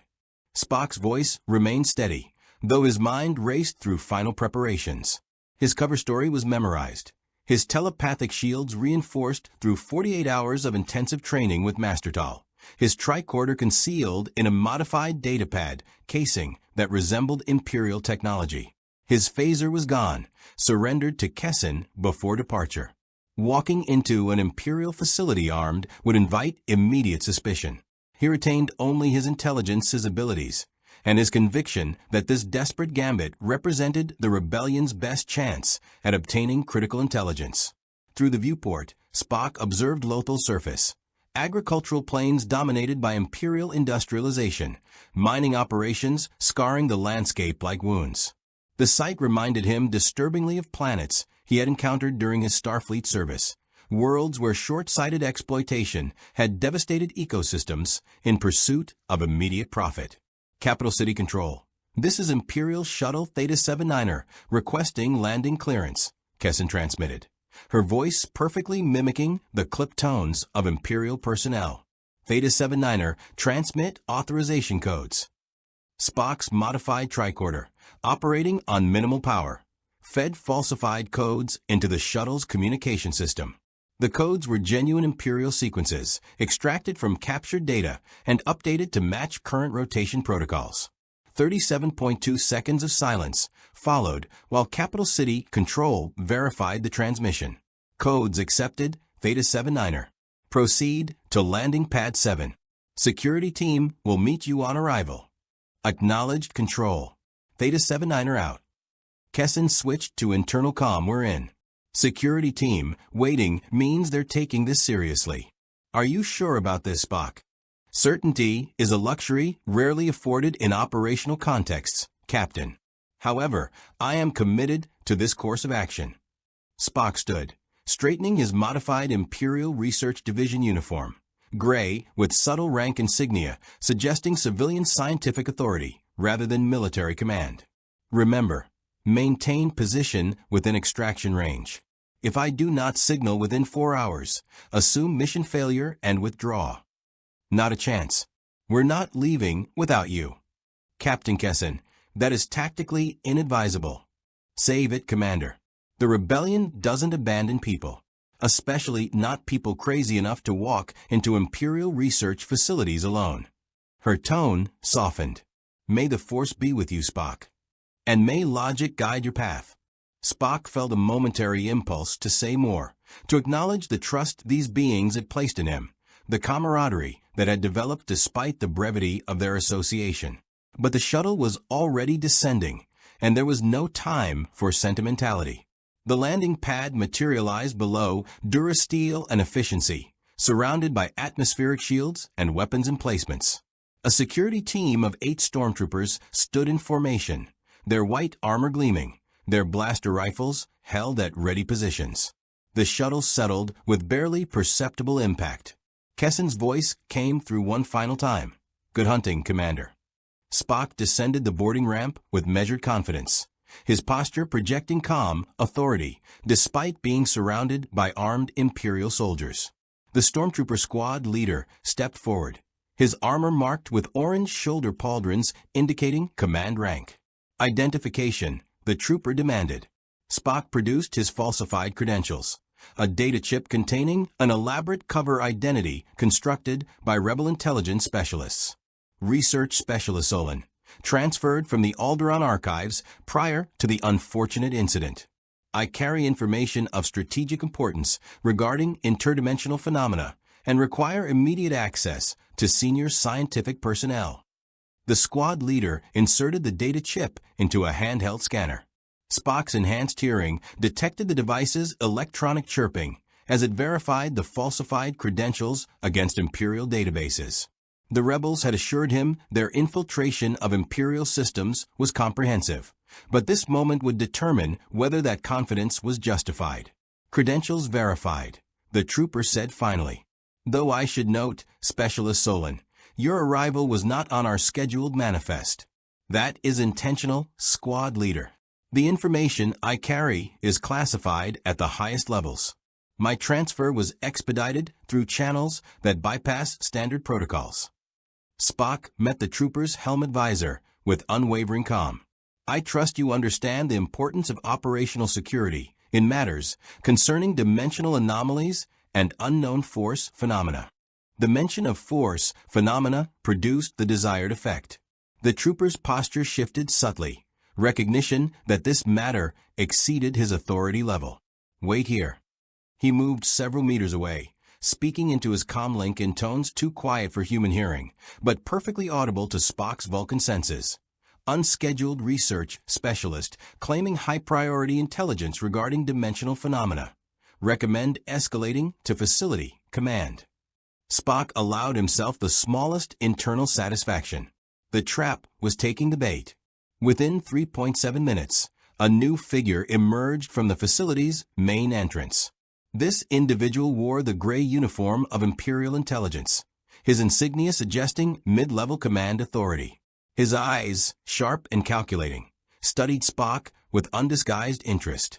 Research Specialist Solon, the officer said. I am Commander Thraxis, Facility Security Chief. Your arrival raises several questions. I would be disappointed if it did not, Commander. The nature of my research demands scrutiny. Spock gestured to his pointed ears with calculated timing. As you can observe, I am not fully human. My genetic heritage includes characteristics that standard Imperial medical databases do not recognize. Thraxis circled Spock slowly, his assessment thorough. Indeed, your appearance suggests non-human ancestry, yet your credentials identify you as human. Explain this discrepancy. I am human, Spock replied, allowing calculated hesitation to enter his voice. However, I was exposed to dimensional energies during research into hyperspace anomalies. The exposure altered my physiology in ways I am still attempting to understand. These alterations coincided with the development of unusual mental abilities, telepathy, enhanced cognitive processing, and what I have come to recognize as sensitivity to the energy field your Force users manipulate. The bait was irresistible. Thraxis's eyes widened fractionally. You claim dimensional exposure, granted you Force sensitivity. I claim nothing, Commander. I merely report observable phenomena and seek access to facilities capable of proper analysis. The Alderaan archives were destroyed before I could complete my research. When I learned of this facility's work on Project Harvester, a project I understand involves detection and analysis of Force-sensitive individuals, I concluded that collaboration would be mutually beneficial. Thraxis studied him for precisely 11.3 seconds. Spock could sense the calculations occurring behind those sharp eyes. Verification procedures weighed against the potential value of this unexpected intelligence source. Very well, Specialist Solon. You will accompany me to Interrogation Room 3 for preliminary debriefing. Standard procedure for any unscheduled arrivals claiming sensitive information. Of course, Commander. I anticipated nothing less. Spock followed Thraxis into the facility, hyper-aware that Captain Kessin and her team could no longer provide immediate support. He was alone now, surrounded by enemies, relying entirely on his wits and abilities. The facility's interior matched Rebel intelligence reports, austere corridors, security checkpoints every 30 meters, surveillance equipment monitoring every angle. Spock's concealed tricorder recorded structural data even as he maintained his facade of calm cooperation. They passed laboratories where Imperial scientists analyzed data streams on holographic displays. Spock's enhanced vision caught glimpses of technical specifications, energy readings, and what appeared to be biological scan data. Project Harvester was clearly more extensive than initial Rebel intelligence suggested. Interrogation Room 3 proved to be exactly what its designation implied. Stark walls, a single table, restraint chair, and undoubtedly numerous concealed recording devices. Thraxis gestured to the chair. Sit. Spock complied, noting that the restraints remained inactive. They were testing him, observing whether he would resist or cooperate. Commander, I must emphasize that my abilities may interfere with standard interrogation equipment. Telepathic individuals often disrupt electronic monitoring systems. How convenient, Thraxis said dryly. Nevertheless, we will proceed. Tell me about these dimensional energies you encountered. Be specific. Spock launched into a carefully constructed narrative. 70% genuine scientific theory about dimensional interfaces, 30% fabricated details about hyperspace accidents. He spoke with the precise cadence of a researcher describing experimental results, incorporating enough technical terminology to sound credible while avoiding specifics that could be easily verified. Thraxis listened, occasionally interjecting questions designed to test consistency. Spock answered each query with calculated pauses that suggested careful recollection rather than rehearsed responses. 37 minutes into the interrogation, Spock felt it. A familiar presence probing at his mental shields. Not Thraxis, whose consciousness registered as mundane. Someone else, observing through the facility's surveillance systems, reaching out with the same invasive telepathic assault he had experienced from Third Brother. An Inquisitor was here. Spock maintained his external composure while reinforcing his mental defenses. The presence pushed harder, seeking entrance, demanding submission. But Master Tal's training had prepared him. Where Vulcan disciplines provided rigid structure, Jedi techniques offered flexible resilience. The combination created defenses that bent without breaking. The interrogation room door opened. A figure entered, female, clad in black armor similar to Third Brother's, but with subtle differences suggesting individual rank or specialization. Her eyes glowed with the same yellow intensity, and a double-bladed lightsaber hung at her belt. Fifth Sister, Thraxis acknowledged, his tone carrying new deference. I was not informed an Inquisitor would be joining this interrogation. I sensed an unusual presence in the Force, Fifth Sister replied, her attention fixed entirely on Spock. Something familiar, yet alien. You. She moved closer, her voice dropping to dangerous curiosity. You are the one-third brother encountered. The being with a mind like frozen logic. Spock met her gaze calmly. I am Research Specialist Solon. If your colleague encountered someone matching my description, perhaps our physiological alterations are more widespread than I initially calculated. Do not insult my intelligence with lies. Fifth Sister's hand shot out, and Spock felt invisible force grip his throat. Not fully, not yet, but present as a threat. I can sense the truth in your consciousness. You are no Imperial researcher. You are something else entirely. The moment of crisis had arrived far sooner than anticipated. Spock made a split-second decision: maintain the cover story or adapt to tactical reality. Lying to an Inquisitor capable of sensing deception through force-based perception was statistically futile. You are correct, Spock said calmly despite the pressure on his throat. I am not Specialist Solon. However, I am also not what you assume. I genuinely seek to understand the phenomena you call the Force, and I possess information that your Empire would find valuable regarding my nature and origin. Fifth Sister's eyes narrowed. You admit to deception, yet request cooperation? You are either extraordinarily arrogant or profoundly foolish. Neither. I am logical. You wish to understand what I represent. I wish to understand your Force. This creates basis for mutually beneficial exchange of information. Spock paused deliberately. Unless, of course, the Empire's scientific curiosity is outweighed by reflexive hostility toward the unfamiliar.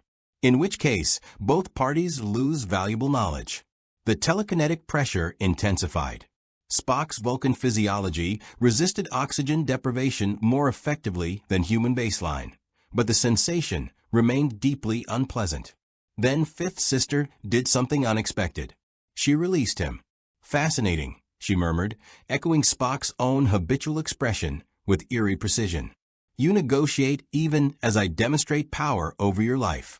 You truly do not fear as others do. She turned to Thraxis. Contact Facility Command. Inform them I am assuming personal custody of this subject. He will be transferred to High Security Laboratory 7 for comprehensive analysis. Thraxis looked uncertain. Inquisitor, standard protocol, is inadequate for this situation. Fifth Sister's tone brooked no argument. This being represents a unique opportunity to understand Force anomalies. Project Harvester was designed precisely for such analysis. I will personally supervise his examination. As Thraxis departed to make arrangements, Fifth Sister studied Spock with predatory interest. You walked into this facility deliberately, knowing we would detect you. Why? Because, Spock replied honestly, frontal infiltration offered superior probability of accessing your Project Harvester data compared to conventional espionage. And because I calculated that scientific curiosity would temporarily supersede hostility in Imperial responses to my presence. You gambled with your life based on probability calculations. I made a logical decision based on available data and acceptable risk parameters. Whether that constitutes gambling depends on one's philosophical perspective regarding determinism and chance. Fifth Sister laughed, a sound utterly devoid of humor. Third Brother reported that your mind resisted dark side influence through pure structure.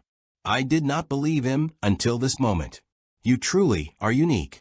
Uniqueness is statistically inevitable given sufficient population diversity and variation in environmental exposures.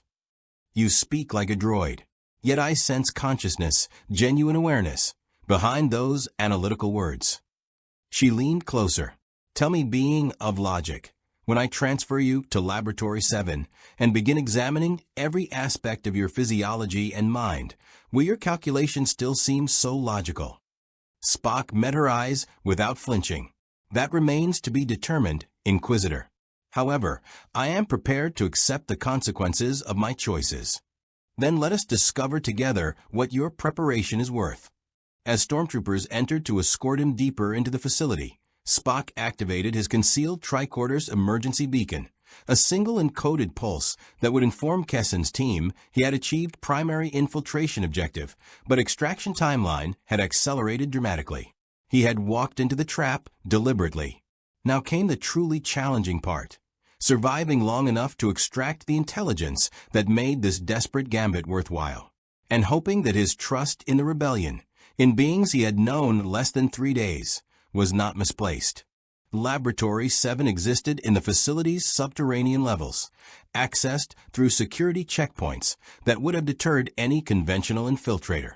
Spock cataloged each defense system as stormtroopers escorted him deeper: biometric scanners, ray shields, automated turrets, and what his tricorder identified as force-sensitive detection equipment calibrated to register midi-chlorian concentrations.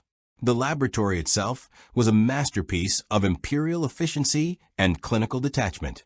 Medical examination tables stood surrounded by analysis equipment that combined cutting-edge technology with what Spock recognized as ancient force-based artifacts. Holocrons glowed with dim light in sealed containment fields. Biological specimens floated in Bacta tanks. And at the center of it all stood a sophisticated neural mapping array that made Spock's scientific mind appreciate its elegance even as he recognized its sinister purpose.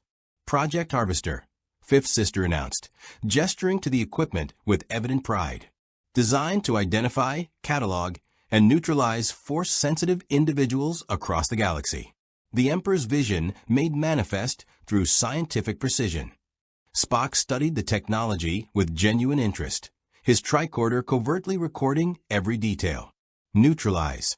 An interesting term. You refer to elimination or suppression of abilities. Both. The system can detect force sensitivity through analysis of biological markers, then employ targeted techniques to disrupt midi-chlorian function at the cellular level. She watched his reaction carefully. You disapprove. I observe without judgment that systematic elimination of individuals based on genetic characteristics has historically produced catastrophic humanitarian consequences across multiple civilizations. However, my personal assessment is irrelevant to the system's technical functionality. Spoken like a true scientist, detached, analytical, devoid of moral passion. Fifth Sister activated the neural mapping array. Yet Third Brother reported that you resisted the dark side's influence. How does a being without moral passion accomplish such resistance? A logical fallacy underlies your question, Inquisitor. Moral principles need not stem from passion. Logic can derive ethical frameworks through analysis of consequences and universal applicability of behavioral principles.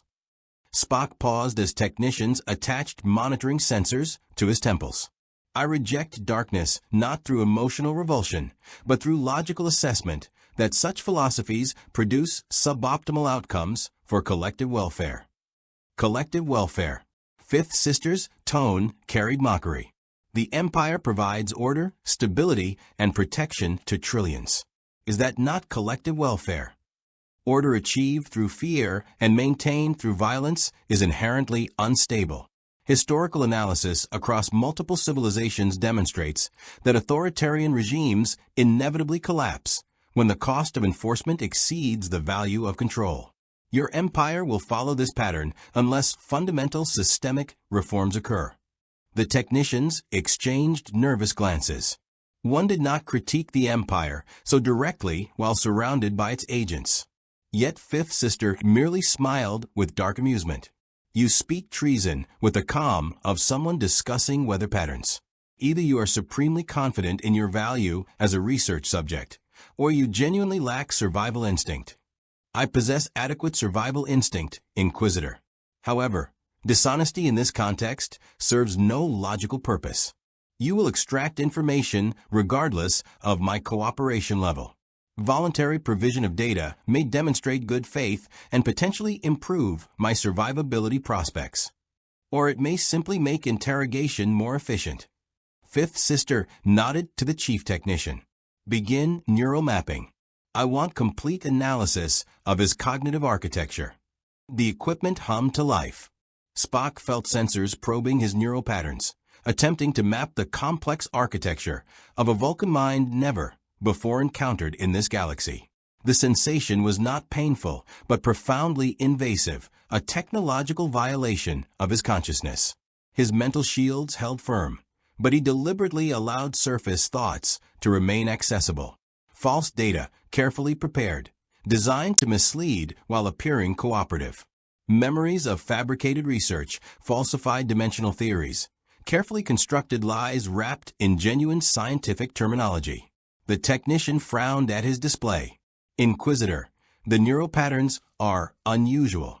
His brain structure doesn't match any species in our database. Synaptic density is nearly 3 times human baseline, and there's some kind of telepathic resonance interfering with our scans. Can you compensate? Attempting now, but the technician's eyes widened. Inquisitor, he's not resisting the scan. He's feeding us data. Deliberately. Fifth Sister's expression darkened. Explain. Spock saw no point in maintaining that particular deception. I am providing your equipment with information I deem non-sensitive, while protecting data I consider strategically valuable. Your neural mapping technology is sophisticated, but operates on principles I understand. Selective disclosure is more effective than complete resistance, which would only provoke escalated interrogation methods. You admit to manipulating our analysis? I acknowledge the obvious, Inquisitor. Attempting to deceive you regarding my deception would be counterproductive. Spock's eyebrow rose fractionally. However, I note that even the data I provide voluntarily should prove scientifically valuable. My neural architecture differs substantially from local species, offering insights into alternative evolutionary pathways for telepathic development. Fifth Sister studied him with an expression that combined frustration and grudging respect. You are the most irritating research subject I have ever encountered. You cooperate and resist simultaneously, provide data while withholding information, critique our methods while submitting to our procedures. She leaned closer, her yellow eyes searching his face. What do you truly want, being of logic? It was, Spock recognized, the most honest question she had asked. He chose to answer with equal honesty, or at least a carefully selected subset of truth. I want to understand the Force. I want to determine if return to my home dimension is possible. I want to survive this encounter with sufficient autonomy to continue pursuing those objectives. And he paused, considering whether to reveal this final element. I want to prevent Project Harvester from being deployed against Force-sensitive individuals throughout this galaxy. Ah. Fifth Sister's smile returned, cold and knowing. There it is. The moral core, beneath the logical exterior. You infiltrated this facility not merely for knowledge, but for sabotage. I infiltrated for intelligence gathering. Sabotage would be tactically inadvisable, given my limited resources and isolated position. However, I acknowledge that data I extract will likely be used to develop countermeasures against your project. You confess to espionage while surrounded by Imperial forces. I state facts that will become apparent through continued analysis, regardless of my verbal confirmation. Denying the obvious wastes everyone's time. The interrogation room's door suddenly opened. Commander Thraxis entered, his expression urgent. Inquisitor, we have a situation. Rebel forces have been detected approaching the facility perimeter. 3 separate strike teams, coordinated assault pattern. Spock felt a moment of concern. The extraction was premature. He had not yet accessed Project Harvester's complete technical specifications.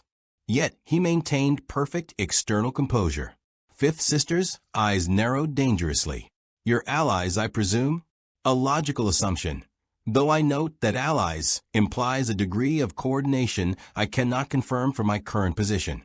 I transmitted no signal requesting extraction. This was technically true. His earlier beacon indicated infiltration success, but did not request immediate rescue. You are a terrible liar, Fifth Sister observed, which makes your earlier deceptions all the more impressive. You must have prepared them meticulously in advance. She turned to Thraxis. Seal the facility. Deploy all available forces. And activate Project Harvester's defensive protocols. Inquisitor, the system isn't fully calibrated. I am aware, Commander. However, if rebel forces include force sensitives, an untested defense is preferable to no defense at all. Activate it now. As Thraxis departed to execute orders, alarms began shrieking throughout the facility. Red emergency lighting bathed the laboratory in crimson shadows. Through his concealed tricorder, Spock detected massive energy buildups across the complex, weapon systems, shields, and something else.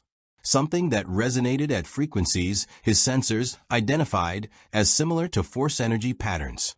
Your Project Harvester possesses offensive capabilities, Spock noted. It detects force sensitives, and it disrupts their connection to the force itself, rendering Jedi and Sith alike powerless within its operational radius. Fifth Sister's expression carried dark satisfaction.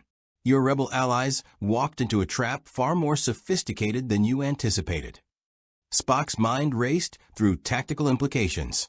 If the system could suppress force abilities, Master Tal, positioned near the facility as backup, would be vulnerable. The rebels' plan had accounted for conventional defenses, not weaponized anti-force technology. He had miscalculated. His infiltration, intended to gather intelligence and potentially sabotage the project, had instead triggered premature deployment of a weapon system that threatened his allies' survival. Fascinating, he murmured, though the word now carried weight beyond academic interest. You deliberately allowed my infiltration to proceed, anticipating that rebel forces would attempt extraction. The entire interrogation was theatrical, designed to keep me occupied while you prepared this ambush. Now you understand. Fifth Sister activated the neural mapping equipment to maximum intensity. But your understanding comes too late. Your allies will be captured or killed. Project Harvester will be field tested successfully, and you will be studied, dissected if necessary, until we understand every aspect of what you represent.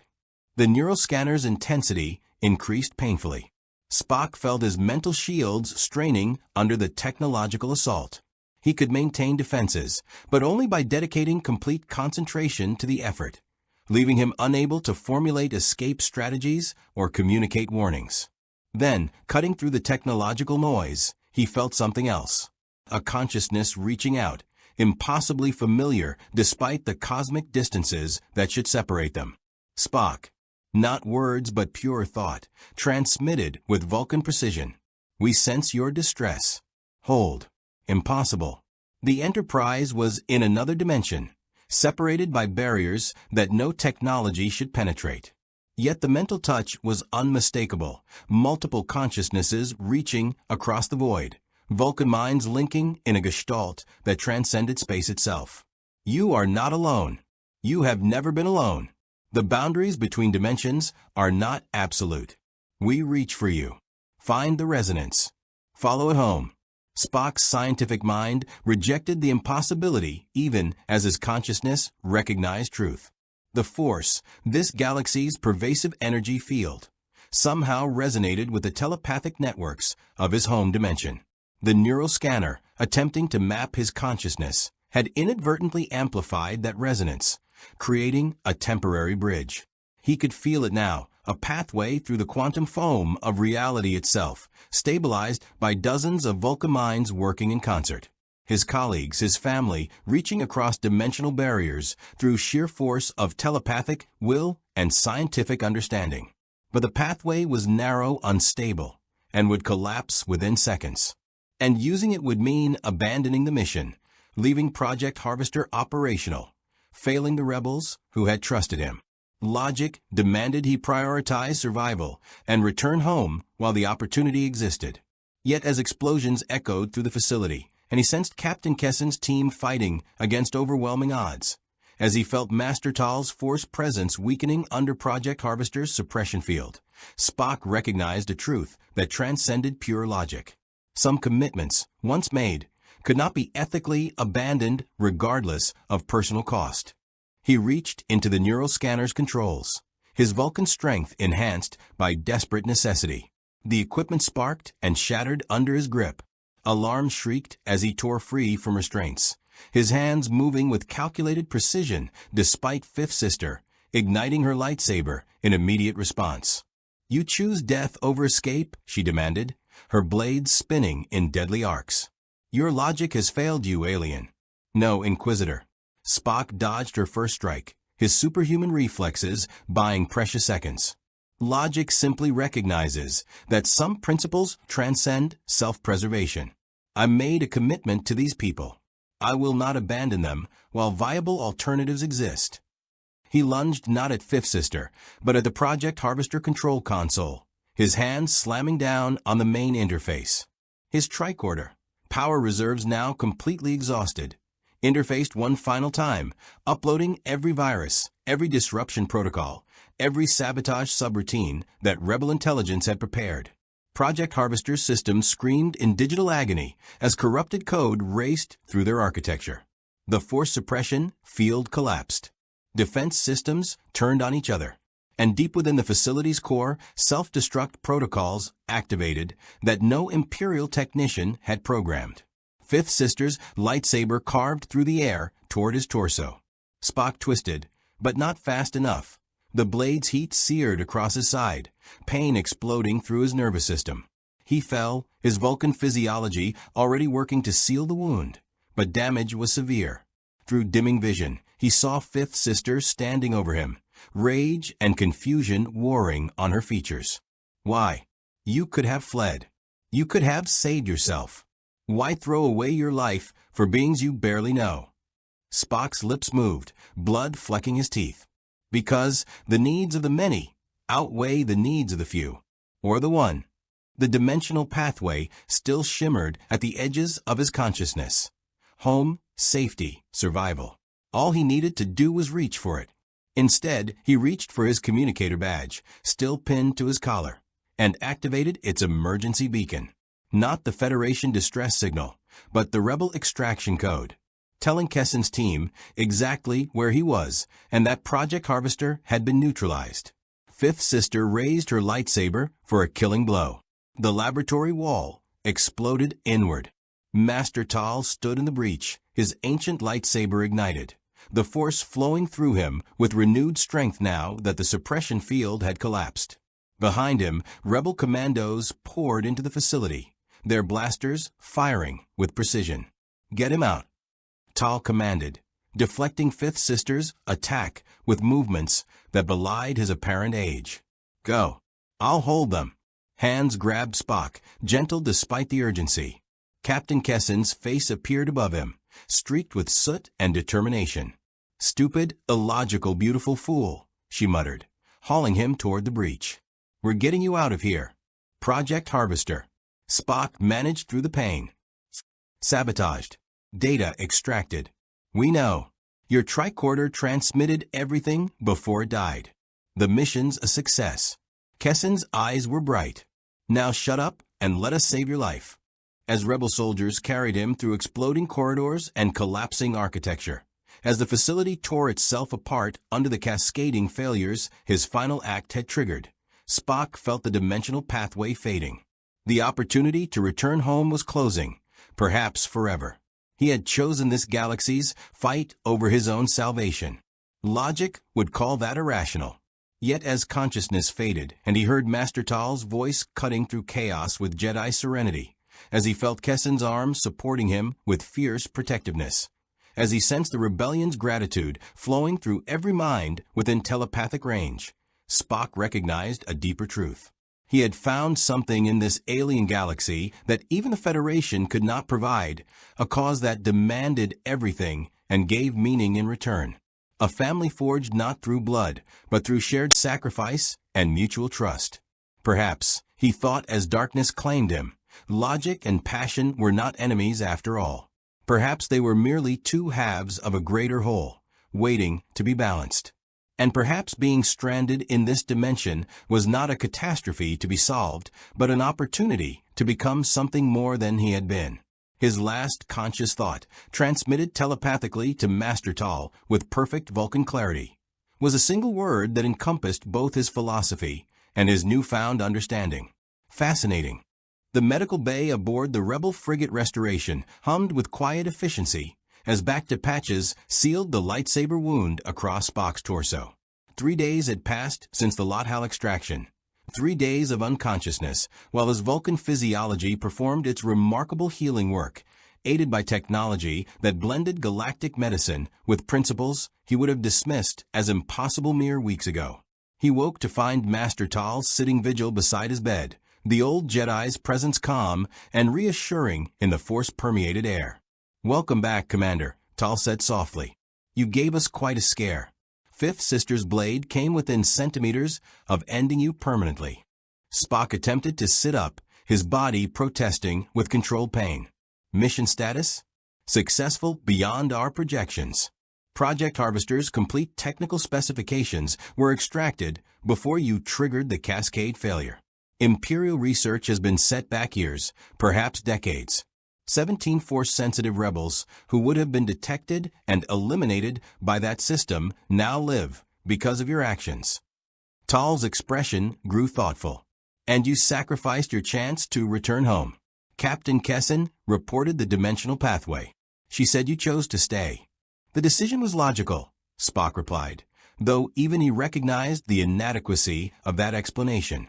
The mission's completion took precedence over individual survival considerations. Abandoning the objective would have negated the purpose of infiltration. "Logic." Tal smiled gently. "Yes, I suppose it was logical. It was also selfless, courageous, and profoundly compassionate. Qualities you possess in abundance, though you insist on attributing them to pure reason." Before Spock could formulate a response, the medical bay door opened. Captain Kessin entered, followed by General Oren and a delegation of rebel officers. All wore expressions that combined relief with something deeper. Respect forged through shared danger and mutual sacrifice. "Commander Spock," Oren said formally, "on behalf of the Rebel Alliance, I thank you. Your actions at Lothal saved countless lives and struck a significant blow against Imperial oppression. You have proven yourself a true ally to our cause." "I merely performed the function for which I was best suited, General," Spock replied. "Strategic analysis and execution of high-risk infiltration. Standard operational procedure." "Standard." Kessin laughed, shaking her head. "Spock, there's nothing standard about walking into an Imperial facility, engaging an Inquisitor in mental combat, sabotaging their most classified project, and nearly dying to complete the mission. That's either brilliance or insanity. Perhaps both exist on a continuum rather than as discrete categories," Spock observed. His expression remained neutral, but something in his eyes suggested dry humor that had been developing through proximity to these passionate, illogical, admirable beings. Oren stepped forward, producing a small metallic emblem, the Rebel Alliance symbol rendered in polished durasteel. "We don't have formal rank structures or elaborate ceremonies, but we do recognize service and sacrifice. Commander Spock, the rebellion would be honored if you would continue working with us. Not as an outsider seeking temporary alliance, but as one of us." Spock studied the emblem, his analytical mind recognizing the symbolic weight it carried. Accepting would mean permanent commitment to this galaxy's conflicts, abandoning hope of returning home, dedicating himself to a war whose outcome remained statistically uncertain. Logic suggested he should maintain independence, continue searching for dimensional pathways, prioritize his eventual return to Starfleet and the Federation. Yet, as he looked at the faces surrounding him, beings who had risked everything to extract him from Imperial custody, who had trusted his judgment despite his alien nature, who had shown him that passion and logic need not be enemies, Spock recognized that some decisions transcended probability calculations. "I accept, General Oren," he said, taking the emblem with steady hands. "Though I must clarify my terms of service. I will provide strategic counsel, tactical analysis, and direct operational support where appropriate. However, I maintain the right to object when proposed actions violate ethical principles I consider fundamental. I will not be merely a weapon to be deployed. I will be a conscious participant in decisions affecting billions of lives." "We wouldn't want it any other way," Oren replied, genuine warmth in his voice. "The rebellion needs people who think, who question, who hold us to higher standards than our enemies employ. Welcome aboard, Commander." As the delegation departed, leaving Spock to continue his recovery, Master Tal remained. The old Jedi regarded him with those clouded eyes that somehow perceived more than any sensor. "You have changed, Spock," Tal observed. "When you arrived, you were all logic, all structure, all certainty about the superiority of reason over feeling. Now, I sense balance beginning to form. You acknowledge emotions exist within you. You allow them to inform your decisions without being ruled by them." Master Tal, "I remain fundamentally committed to logical analysis as my primary decision-making framework." "Of course. But you also chose sacrifice over survival, commitment over escape. That choice came not from logic alone, but from something deeper, from recognition that some truths transcend calculation." Tal stood slowly, leaning on his walking stick. "The Force has brought you here for a reason, Commander. Perhaps not the reason you would prefer, but a reason nonetheless. This galaxy needs beings like you, those who can bridge the gap between passion and logic, between mysticism and science." After Tal departed, Spock lay in the medical bay's quiet, processing the enormity of his situation. He was stranded in an alien galaxy, aligned with a rebellion against overwhelming odds, separated from everything and everyone he had known. By any objective measure, his circumstances were dire. Yet as he pinned the rebel emblem to his new uniform, a blend of his original Starfleet design and local modifications, Spock felt something he had not experienced in years. Not contentment precisely. Not happiness in any conventional sense. Purpose. Unambiguous, undeniable purpose that aligned his capabilities with principles he could not ethically abandon. Perhaps the universe, or the Force, or whatever mechanism governed the fabric of reality, had not transported him here by accident. Perhaps dimensional rifts were not random phenomena, but expressions of some deeper order, placing individuals where they could make the most significant impact. It was an illogical thought, unscientific, based on nothing but intuition and the kind of mystical thinking his Vulcan training had taught him to dismiss. Yet Master Tal's words echoed in his mind: balance. The integration of logic and feeling, analysis and intuition, science and mysticism. Perhaps this galaxy's greatest gift was showing him that his rigid certainties were themselves a form of limitation. Through the medical bay's viewport, Spock observed the stars of this alien galaxy wheeling past as the Restoration jumped to hyperspace. Somewhere out there, the Empire continued its tyrannical expansion. Somewhere, other rebels fought desperate battles against impossible odds. And somewhere, perhaps, another dimensional pathway might eventually open, offering him the chance to return home. But until that moment arrived, if it ever did, Spock had found something worth fighting for. A cause that demanded everything he was and challenged him to become more than he had been. The Enterprise's mission was to explore strange new worlds, to seek out new life and new civilizations. In the most unexpected way possible, Spock was continuing that mission, not as an observer documenting cultures from a position of detachment, but as a participant helping to shape this galaxy's future. It was, he reflected as the Restoration's engines thrummed with power and purpose, the most fascinating development of his entire career. Logic and passion, science and mysticism, Vulcan discipline and rebel hope. Perhaps, in the end, they were all part of the same equation, one that this galaxy would teach him to solve through action rather than mere analysis.